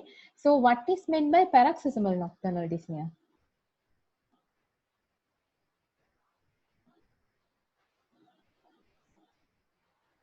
When there's dyspnea during the night when sleeping. Okay, so that is nocturnal dyspnea. Actually, you're halfway through. What happens here is, in the night, they lie flat, they can't lie flat. They keep on adding pillows. So then whenever you ask a history, uncle, කොට්ට කීයක නිදිනවද? අනේ නෝනා මට දැන් කොට්ට 5ක් විතර දාන්න වෙනවා. ඉස්සර මං නෑ අංකල් ඉස්සර නිදාගත්තේ කීයද? ඉස්සර එකේ. ඊට පස්සේ මම වයිෆ් ගේ ඔට්ටෙත් තරම් ඒකත් තියලා නිදිගත්තා. ඒත් බෑ. ඊට පස්සේ මං තව කොට්ටයක් ඉල්ලගත්තා. ඒත් බෑ. ඊට පස්සේ මං කඩෙත් තව එකක් ගෙන. So like that he says, I kept on adding. So that is orthopneic because he can't lie flat. And also you can ask this history. If you don't ask, uncle රැටි නැගිටිනවද? Yes, හරියට නැගිටිනවා නෝනා. එතකොට මොකද කරන්නේ? අයියෝ නෝනා හුස්ම ගන්න බැරුව නැගිටිනවා. ඊට පස්සේ මං මොකද්ද? ජනේලේ ළඟට ගිහලා හොඳට හුස්ම අරගන්නවා. එතකොට පුළුවන් වෙනවා. So that is how they give the history. So it's a paroxysms. right? The nocturnal dyspnea is bit of a paroxysm time to time, right? So it's a beautiful history comes out. You can easily say his heart failure, right? Okay, you just have to put the stethoscope to say chara chara chara lungs, right? Okay, and you need to say ask the history. This is how you take a history, right? You ask to say, okay, you get a uncle, you say I can't. Now the wife comes and say he can't, he's can't breathe properly, and you need see he's bit sinus fingers, let's say. So you ask to say, uncle, may history, and then he say, I can't lie flat. So you say, uncle, put kotta godat danada. Yes, so many kotta. And rat uncle in India another. No, I get up in the night and I lean forward, or I go to this thing and I breathe fast, and then I better. So you may say, uncle, then you need to say, okay, heart failure is done. If you want, you can check to see heart rate is high, the respiratory rate is high, the lungs are chara chara caps, and then you can, then after that you can treat the heart failure, but you need to see the causes. Then the heart failure causes, you should have read a book to say heart failure can be caused by high blood pressure or valvular heart diseases or arrhythmias, simple, or maybe some other problem like thyroid function difficulty and things like tiny weeny minor figures. You don't need to know major ones. So you ask your uncle, the blood pressure, you do you have or his or her relation? You ask whether he's taking high blood pressure treatments. They say yes, but last week because doctor strike, we couldn't get the drug. Okay, so then that's the reason then. So you say, no, he throw the drug out or something like that, threw the drug out or something like that. Then or else you can say, is he having a valvular heart disease? Monari when a prashna, the heart valve. Oh, yes. This child is a rheumatic carditis child. So like that, you can ask the history. Okay. So the nocturnal onset, another one is the asthma, right? Asthma people also, they keep on coughing and dyspneic. Or postnasal drips. Postnasal drips also keep on having dyspneic in the night with the cough and then the tiny little aspiration. So things like that. I haven't put all, but you will. It's so interesting to read these books nicely. Also, there are so many gradings of dyspnea. So I have only put one grading, which is the easiest grading, NYHA classification, grade 1, 2, 3, 4. I have not put the grading here. So one is 4 is at rest. So dyspneic at rest, even when at rest, they are dyspneic. So they are very bad. One is with strenuous exercise only, right? So like that, you have so many gradings. So NYHA is New York Heart classification grading. And also you can ask associated other symptoms like chest pain, whether it is central or pleuritic type, wheezing, or sputum production, hemoptysis where you cough it out with blood, voice changes, do you have any voice changes? That could be the reason, or muscle weakness, you're finding it difficult to climb stairs and things like that, right? So always you can ask these things. And other important history in these patients are the past medical history and surgical history. I think somebody said that you see whether the patient is having asthma in the history, or any surgeries done in the thorax or something, any thyroids done. Occupational history, you need to ask, are you exposed to some dust and things like that? Or maybe now occupational history is with the COVID, are you exposed to COVID? Then are you a doctor, or nurses? Or smoking, you need to see whether you are having chain smoker, the drug history, allergy. So things like that, important history you need to see. Okay, and you need to see a very good examination. So what can you get from the examination?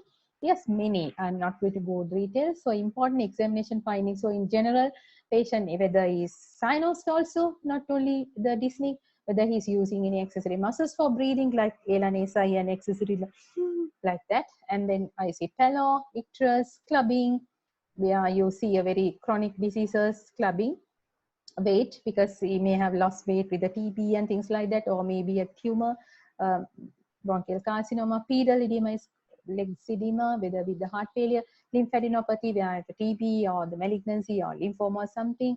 They are in the cardiovascular elevated JVP with the heart failure. I put only few, but interesting ones. Elevated JVP with the heart failure, third heart sounds or the gallop rhythm with the heart sounds with the heart failure, systolic or the rumbling systolic murmur with MS, or maybe PAN with the valvular diseases, and the pulses, whether they are irregular with the atrial fibrillations or soft with the atrial stenosis, blood pressure, whether they have low blood pressure, high blood pressure, means like that. Pulses paradoxes, changing of pulse with the respiration, with the asthma, the COPD, and the cardiac tamponade. So things like that. So whatever the examination. Respiratory is very easy because shape of the chest is a barrel shape with the COPD. and or excavated with some sort of a respiratory fibrous diseases, or maybe scoliosis and things like that. Use of accessory muscles. Pursed lip breathing. Why do they breathe pursed lip? Because they try to breathe against the obstruction. That's why maybe bronchospasms. So they purse the lips and they are trying to get that pressure effect to expirate. And the stridor, where you get inspiratory noisy because bronchospasms, voice changes with the ENT problems and the CAs.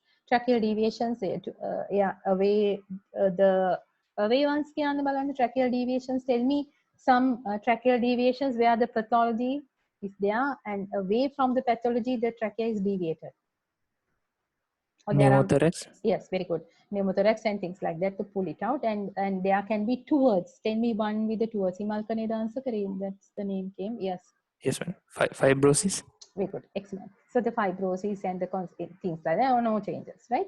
And when you do the percussion, then again you can say the percussion, the pleural effusions and the consolidations with the dullness, and hyperresonant like you get in pneumothorax and the hyperinflated lungs. So then things like that will be coming out with the respiratory examination. So you just don't do, just think and do, and you like to find out what happens, let me see what happens. So it will be like reading a nice book, right? Okay, so the neurological examination also. Can I answer this call because the hospital is searching me?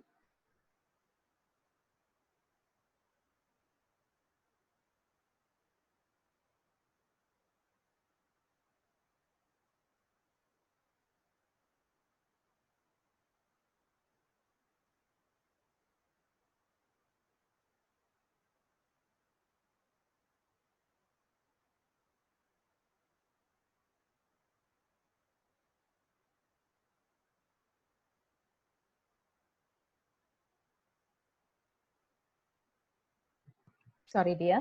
Sorry, because I'm on.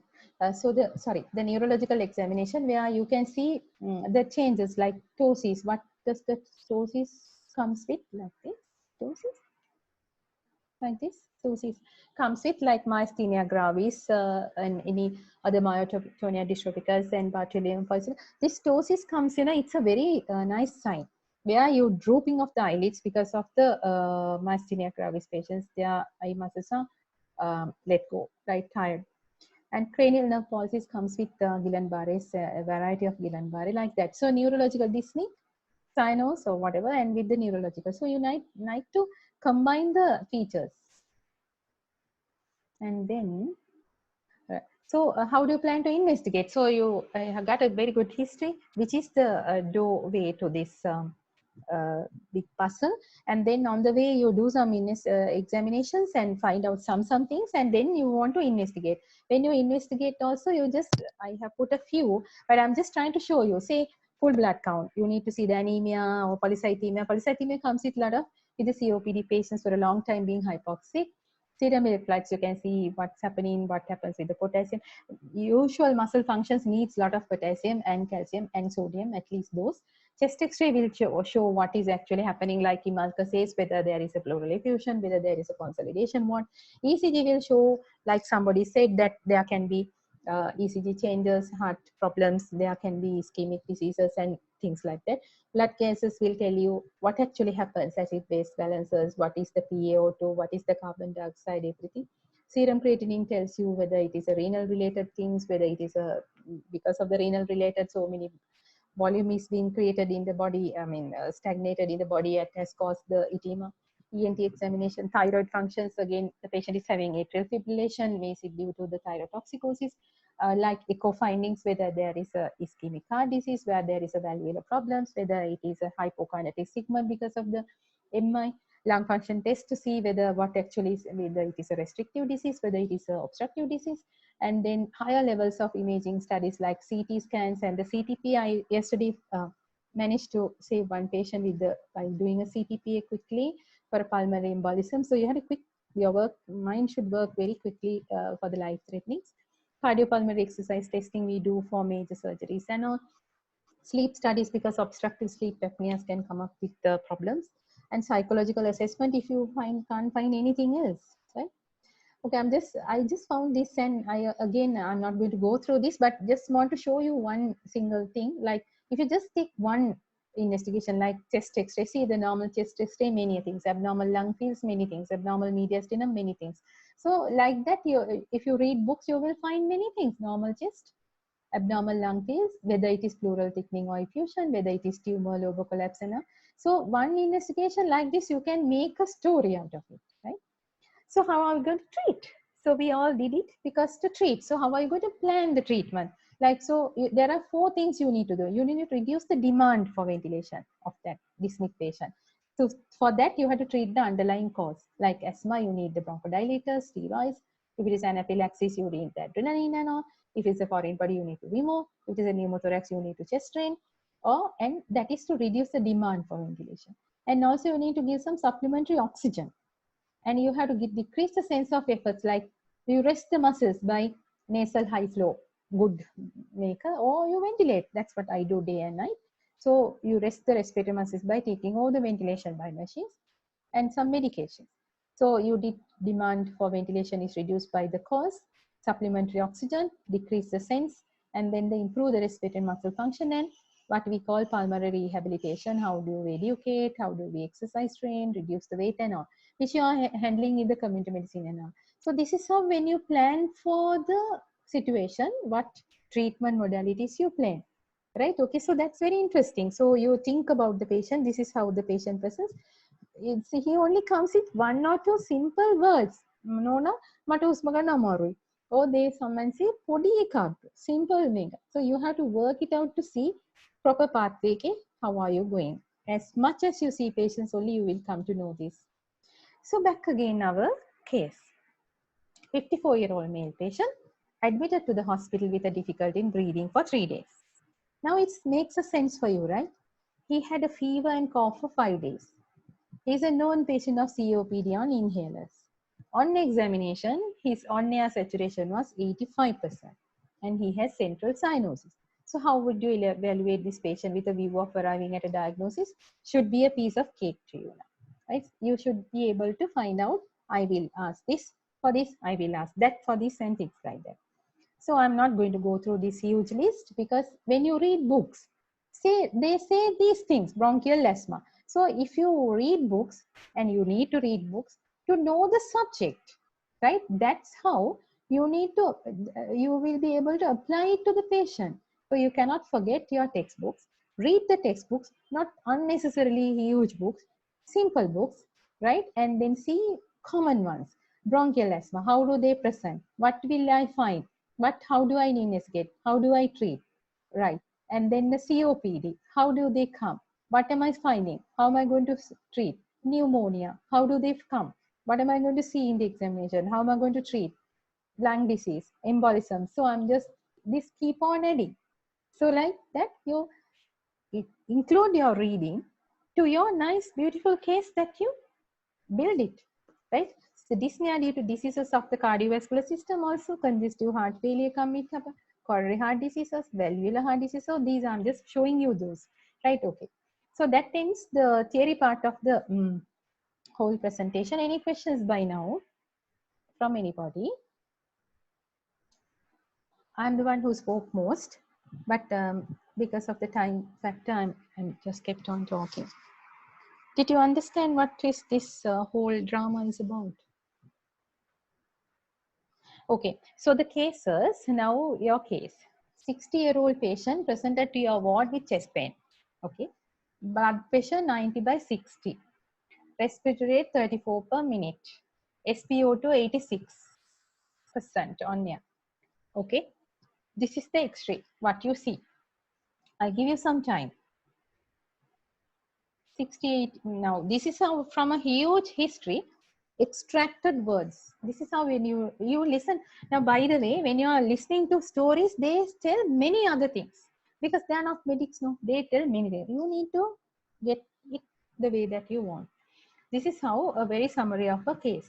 60-year-old patient presented with chest pain, blood pressure 90/60, respiratory rate 34, SpO2 86. Can I spell a name or can somebody answer? This is the chest X-ray. What do you think is happening?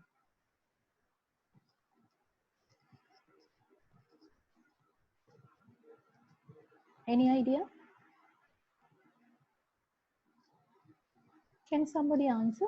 Just try to answer. I will correct you all. දැන් හිටපු අය කොහොම ගිහින්ද කොහෙද?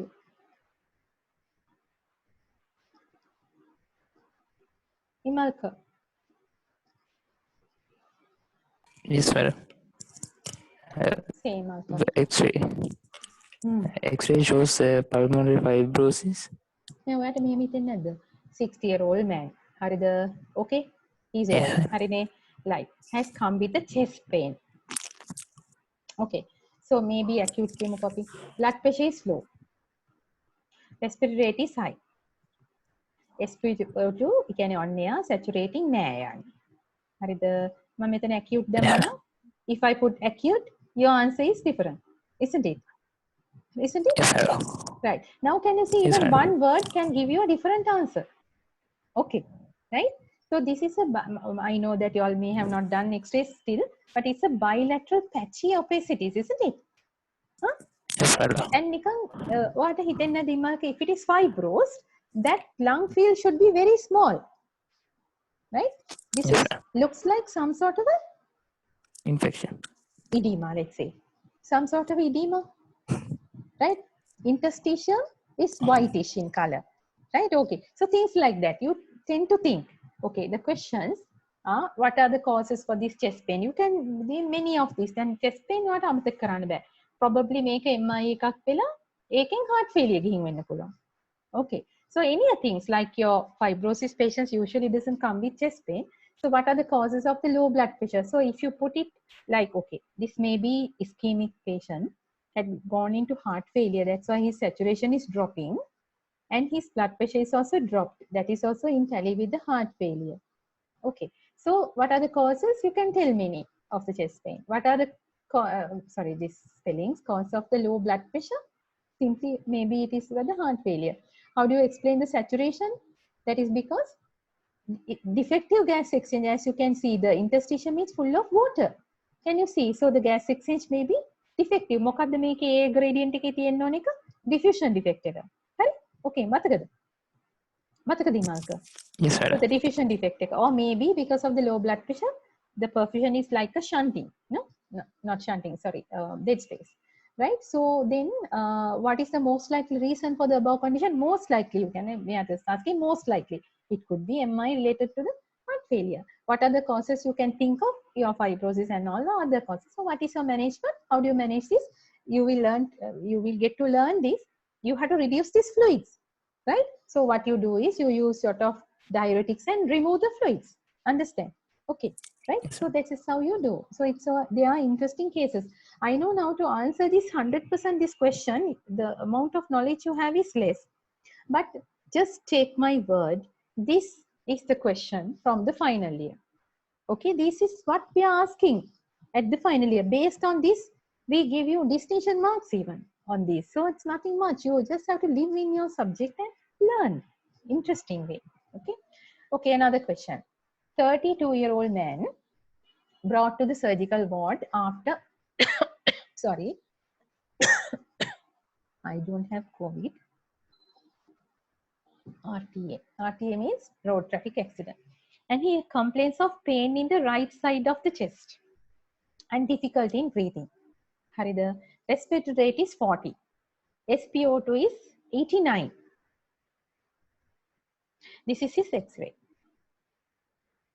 Imalka, Yes, madam. ඔයාට කැමති නමක් කියන්න.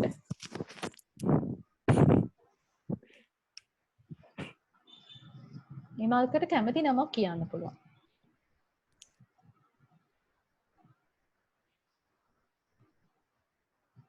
මල්ක ඔයාට කැමති නමක් කියන්නකෝ යාගේ යාළුවෙක්ගේ.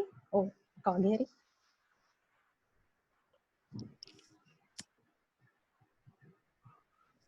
Damsara, madam. Damsara. Okay, Damsara, are you there, dear? Yes, ma'am. All right. Okay. So what do you think is happening here? You don't need to give me the correct answer. None of you, right? Just discuss. අපි ඒක විතරයි කරන්නේ මේ. Right? 32-year-old man brought to the surgical ward after RTA. Okay, right? And Yes. he complains of pain in the right side of the chest and difficulty in breathing. And respiratory rate 40 is very high neither. It's very high now. Right, very high Yes. respiratory rate, and the SpO2 is 89, which is good. The 89? No. No, right. So what do you think is happening? It's a right-sided pneumothorax. Excellent, good girl. It is sort of a pneumothorax. You can see the collapsed lung and a huge, now that is why now if you check is everything you can tally on to this. Now, if I just give you this story and ask you to make a story, how this patient would have given and what you could have asked, the trachea is shifted, the iron is reduced, all these things, very acute dyspnea, things like that, isn't it? Right, it's so easy to that way. So what are the changes you see in this x-ray? Hyperinflated lung fields and collapsed lung. So what are the reasons for the above change? Probably the chest pain and everything shows that there is a pneumothorax. Explain the physiological basis for the desaturation. Now explain me the physiological basis for the desaturation. Now what we learned? Inspired, nay. Atmospheric, nay. Inspired, nay. Alveolar. It is the ventilation, isn't it? Can you remember from the ventilation, where you need the pleural space is now full of air. So they cannot create that gradient. So then because of that, the defective ventilation. Understand? Also the lung collapse may have contributed to the defective oxygenation. Okay, right? And what is the management? You have to take this air out. Okay, so that's how you think of. Okay, Damsara, you can tell somebody else's name.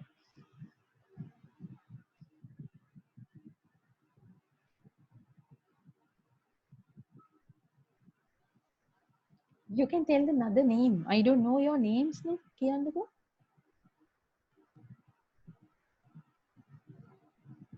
Hello. Lahiru. Lahiru. Okay. Lahiru. This is yours. 50-year-old female was admitted to ward after laparotomy. Okay. Body weight 40.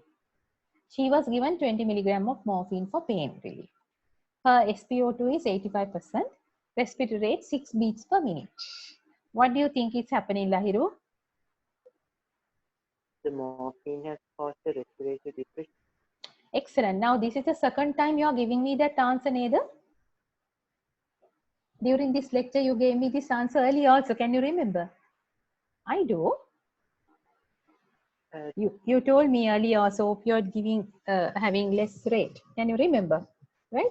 Yes. So this is what is happening. The morphine dose is too high, too much for her. 40 kilogram and 20 milligram morphine. What's the dose of morphine, by the way, Lahiru, if you remember? It's here the matakadwata. What's the dose? Huh? I don't remember the dose. You don't remember. It's so easy. It's morphine 0.1 milligram per kilogram. Harida, pethidine 1 milligram per kilogram. Morphine 0.1. Fentanyl and all are 1 microgram. Right? So it's so easy. 1 and 0.1. Right? So it is 0.5. So she should have only got 0.1 milligram per kilogram dose. But instead she has got a huge dose. Right? So that's why Memansya his respiratory rate is very low and he is not saturation. So this is the problem of the arm is that the inspired echo not going to this thing because the ventilation is defective. Okay, so that is because of the respiratory center is depressed. Very good. So right, why she was given morphine? Are you happy about no? Why she was given morphine? Because of the pain relief. Are you happy about the morphine dose, Lahiro? No. Are the saturation and respiratory rate are normal? Certainly not. How do you explain about clinical finding you did? And what is your management? By the way, any idea of the management? Any You give an antagonist of the morphine. Opioid receptor antagonist.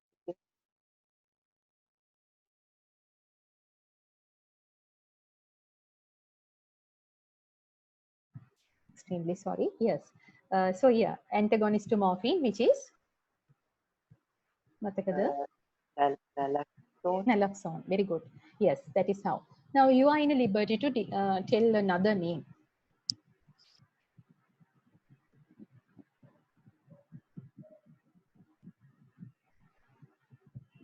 Isuru. Say it again. Isuru. Isuru. You have many Isurus in that batch, ne? Isuru Manavaduge. Isuru Manavaduge. Are you there, child? Hello? Yes, madam. මේ යාළුවගේ නම් විතරක් කියන්න බෑ. හරිද? වෙන අයගෙත් නම් කියන්න ඕනේ. හරි? Yes, madam, I'm here. හරි. ඉන්න මේකනේ කරේ. හරි. This is yours. 50-year-old with suspected DVT. හරිද? Complaint of left-sided chest pain. Respiratory rate 43. SpO2 88. What do you think must be happening, Isuru? Pulmonary embolism. Very good. Excellent. What actually happens in DVT? There's a formation of a thrombus in the deep veins, and it gets detached and can reach the heart and then to the pulmonary vasculature. Excellent. So this is what must be having. This is same. I mean, if you just put 29 years, I had this patient yesterday, right? Same patient, almost same patient. Not a suspected DVT. We didn't know about it, but then we simply because we went through the pathway of dyspnea and we found out he has a huge pulmonary embolism. Very good. So why do you get DVT? Why do you get DVT, Suru? Due to abnormality of the virtual stride. Very good. There is a Virchow stride. Any reason behind the Virchow stride can get. So what can happen to these thrombi in the deep veins? Can get detached or maybe propagate also. So how do you explain about clinical features in this patient? You know how it is. Now make in AA gradient, what type of a defect is this, Lahiru? Sorry, Isru? AA gradient, what type of a defect is this? Can you remember? VQ mismatch. Very good. It is high dead space. Then blood the air which is coming to the alveoli doesn't get gas exchange. So it's like an increased dead space. It's a VQ mismatch. Very good. So what is the management? Either you have to thrombolize and use the anticoagulants. Good. I am not really sure whether I have any more cases. I think I have. You can tell a name. Umangi. Umangi, yes. Case 6. 8-year-old boy with bronchial asthma was dyspneic and respiratory rate was 30. Examination of lungs revealed expiratory bronchi in the all zones and he was using, sorry about this, using accessory muscles and his SpO2 is 87. So what do you think must be happening? Easy question. Because of the asthma. Yeah, because of the asthma, he finds it very dyspneic. Why is he breathing fast now this time?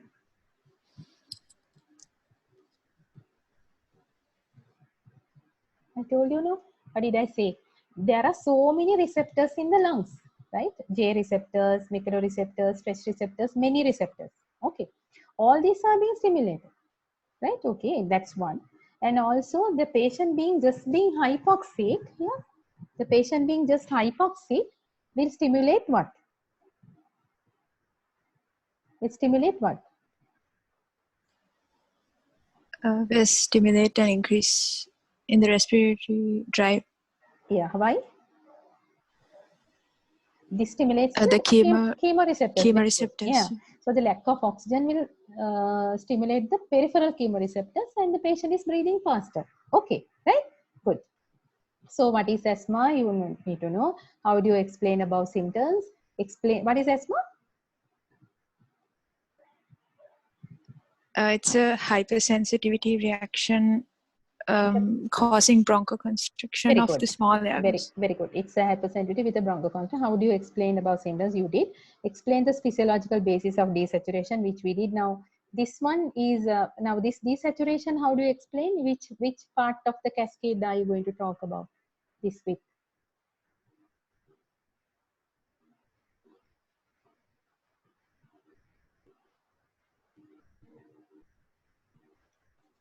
The diffusion. No. Ventilation. Can you remember ventilation? What I said? I said yes. The ventilation. I said the respiratory center down to many. But what did I say? This is a message for all. Respiratory center. I will go back onto the slide. So what is the management? Bronchodilators. What is the normal PaCO2? What is the normal PaCO2 in blood? 40. Very good. 40. So in these type of patients, whether the CO2 is low or high? It's high. It's high because, you know, when it comes to COPD, for a long time, if they are asthmatic and go into a very chronic obstructive state, then they keep on adding their carbon dioxide to the blood. And now, if I increase your carbon dioxide, if you increase your carbon dioxide, what will happen? Your respiratory center will get stimulated and tuck, tuck, tuck, you breathe faster and get it out. Understand? Because your respiratory center is stimulated mainly by the carbon dioxide. But in these type of situations where COPD patients, where always the carbon dioxide is being collected in the blood, the respiratory center becomes so insensitive to carbon dioxide. So they are only sensitive to lack of oxygen, right? Okay. So they have their carbon dioxide usually is high, right? Okay, not in acute asthmatic ones, but chronic ones. Okay. So his PaCO2 is 60. How do you explain it? Like that. Okay. So that is how we explain the high carbon dioxide. Okay. You can choose somebody.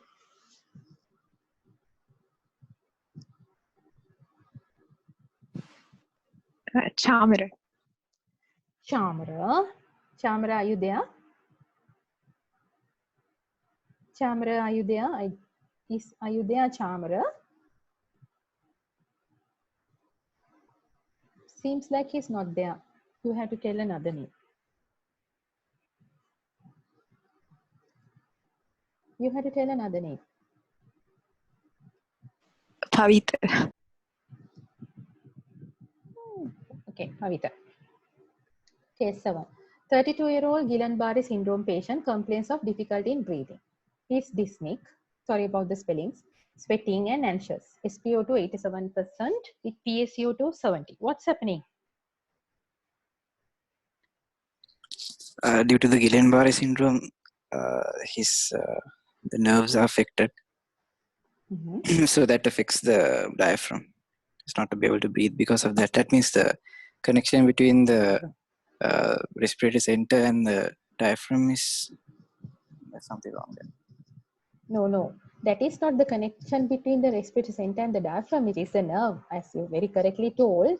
So you don't call it as a connection, right? So it's simply the respiratory muscle function is defective because of the inadequate nerve conduction. Okay, but other part is correct. But because of that, he doesn't have a good muscle contraction. Because of that, what happens? The ventilation is impaired, as in he can't. Yeah, so the negative pressure cannot be created, and then because of now all these Guillain-Barré patients, when they come, how do we grade? Now all the Guillain-Barrés are not in the ICU, so how we take this patient to the ICU is by the way of knowing whether that has affected the breathing. Tell me a measure that you can take to see whether this patient has been affected by Guillain-Barré for his breathing. Tell me a measure.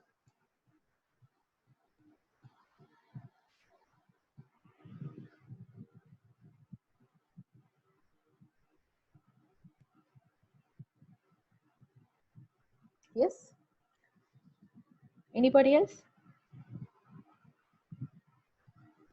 The Guillain-Barré part is right, but if you want to find out whether this patient is affected by this Guillain-Barré, tell me a measure that you can take to see whether that patient is affected by the disease. Nerve conduction test. Okay, very good. What else?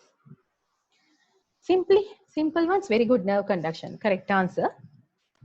Spirometry. Yes. Okay, so ඒකේ මොනවද බලන්නේ? What are you going to check with? With that, what are you going to check? Tidal volume, isn't it? So the patient will have inadequate tidal volume. That way you know that it has affected the breathing, right? So maybe you meant it, but this is how it is being. So as you said, we have a handheld spirometer. You make them when the patient comes, we handheld spirometer see what is the tidal volume. So if it is inadequate, then we know the disease is affecting his respiration, as Pavitra said, right? Okay, so this particular patient is having the Guillain-Barré and difficulty in breathing, is dyspneic. Dyspnea means very short breaths and he's finding it difficult to breathe and he's sweating and anxious. and SpO2 is 87 and PaCO2 is 70. What's happening in that level? What is the, why the SpO2 is now less? Because of the ventilation is defective, and then the carbon dioxide is also collected, saying that the ventilation is defective, right? So what is Guillain-Barré syndrome? Have you may have not It's a learned. disease where the myelin sheath is affected. Very good. So the Guillain-Barré syndrome is a disease of the myelin sheath. How do you explain about symptoms? You did. Explain the psychological basis of physiological basis of desaturation, which we did. Explain why the PaCO2 is 70, because of lack of ventilation. So the carbon dioxide is keep on collecting. So what is the management? You have to treat the disease and you have to help him with the breathing. Not treat. Ooh. You can choose one name. Maybe the last case. Sandamal. Sandamal. Sandamal, are you there? Sandamal. Sandamal. Sandamal. Batch rep name. Seems like he's not there. He has put it on and gone. Tell one more name.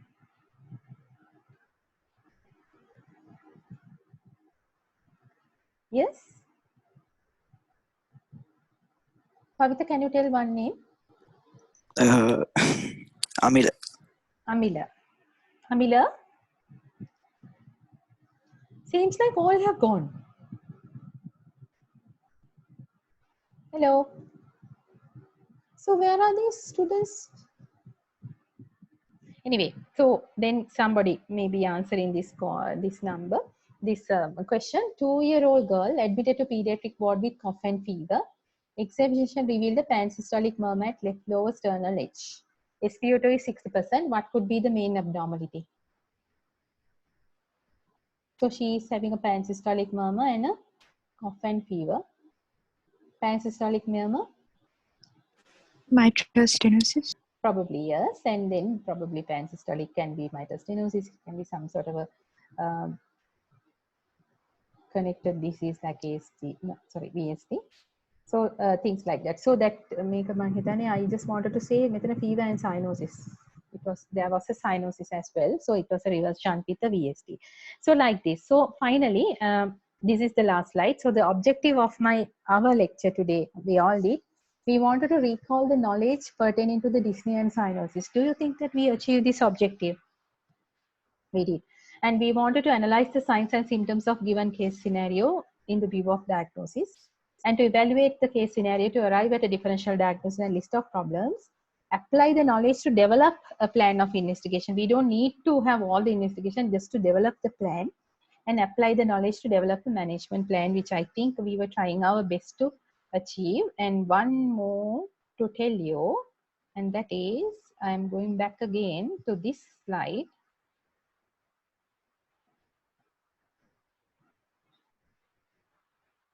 Okay, so this slide, you cannot forget this. The low tissue oxygenation can be due to problem of the inspired oxygen being low. It can be due to a problem of the ventilation.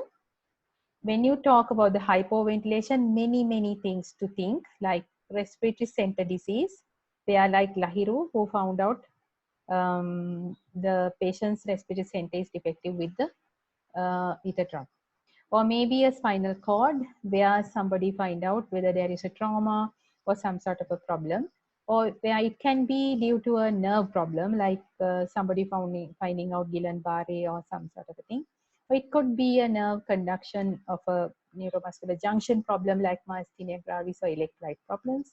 Or it could be a problem with the myopathy, where you have myopathy or some other muscle problem. And when the mechanics works, and if the pleural space is empty only, it will create the negative space. So then, like Damsarane, they are found out there is a pneumothorax and things like that, which causing the low respiratory effort and low tidals. And like somebody else finding out, like I think it's Imalka, who find out there are problems inside the lungs, like edema or pneumonia or things like that. And another person found out, I think Sumangi, that even those all are there can be a problem of the there can be a problem of the bronchial tree where bronchospasms and all things like that. All these were related to the hypoventilation, correct? Okay. And there were BQ mismatches. Again, we found out some problems of diffusion defects and shunts and say DVT and all, where Isuru said that the DVT go and finding the shunt like stuck in this and making it VQ mismatch or the dead space, high alveolar dead space, and the low blood pressures causing shunts or maybe so many things. And then diffusion defects, right? Like again, Isuru or Imalka's patient, like, having pulmonary edema. And then there were problems with cardiac problems. That's where our first patient was with the low cardiac, first case. That was a low cardiac output due to some myocardial problems. I could raise a case of anemia, or the patient can be cyanide poison or septic or some problem where the tissues is not unable to use the oxygen. So the patient will not come and tell, doctor, my problem is this. He will come and show you signs and symptoms related to this inadequate tissue oxygenation and some related problem for that. It's your duty to find out by the history, examination, and the investigations what the problem is, and that is how you manage the patient as well. Okay, so that's about it then. Thank you very much. And I'm still waiting for those questions for the shock lecture. Thank you. I'm going to stop this now. Harder, is it correct? Are you all with me still? Yes, ma'am. Okay, right. All right. Thank you very much then. Thank you. Thank you, you, madam. Thank you, madam. You're welcome. Be safe. Right. Okay. Bye.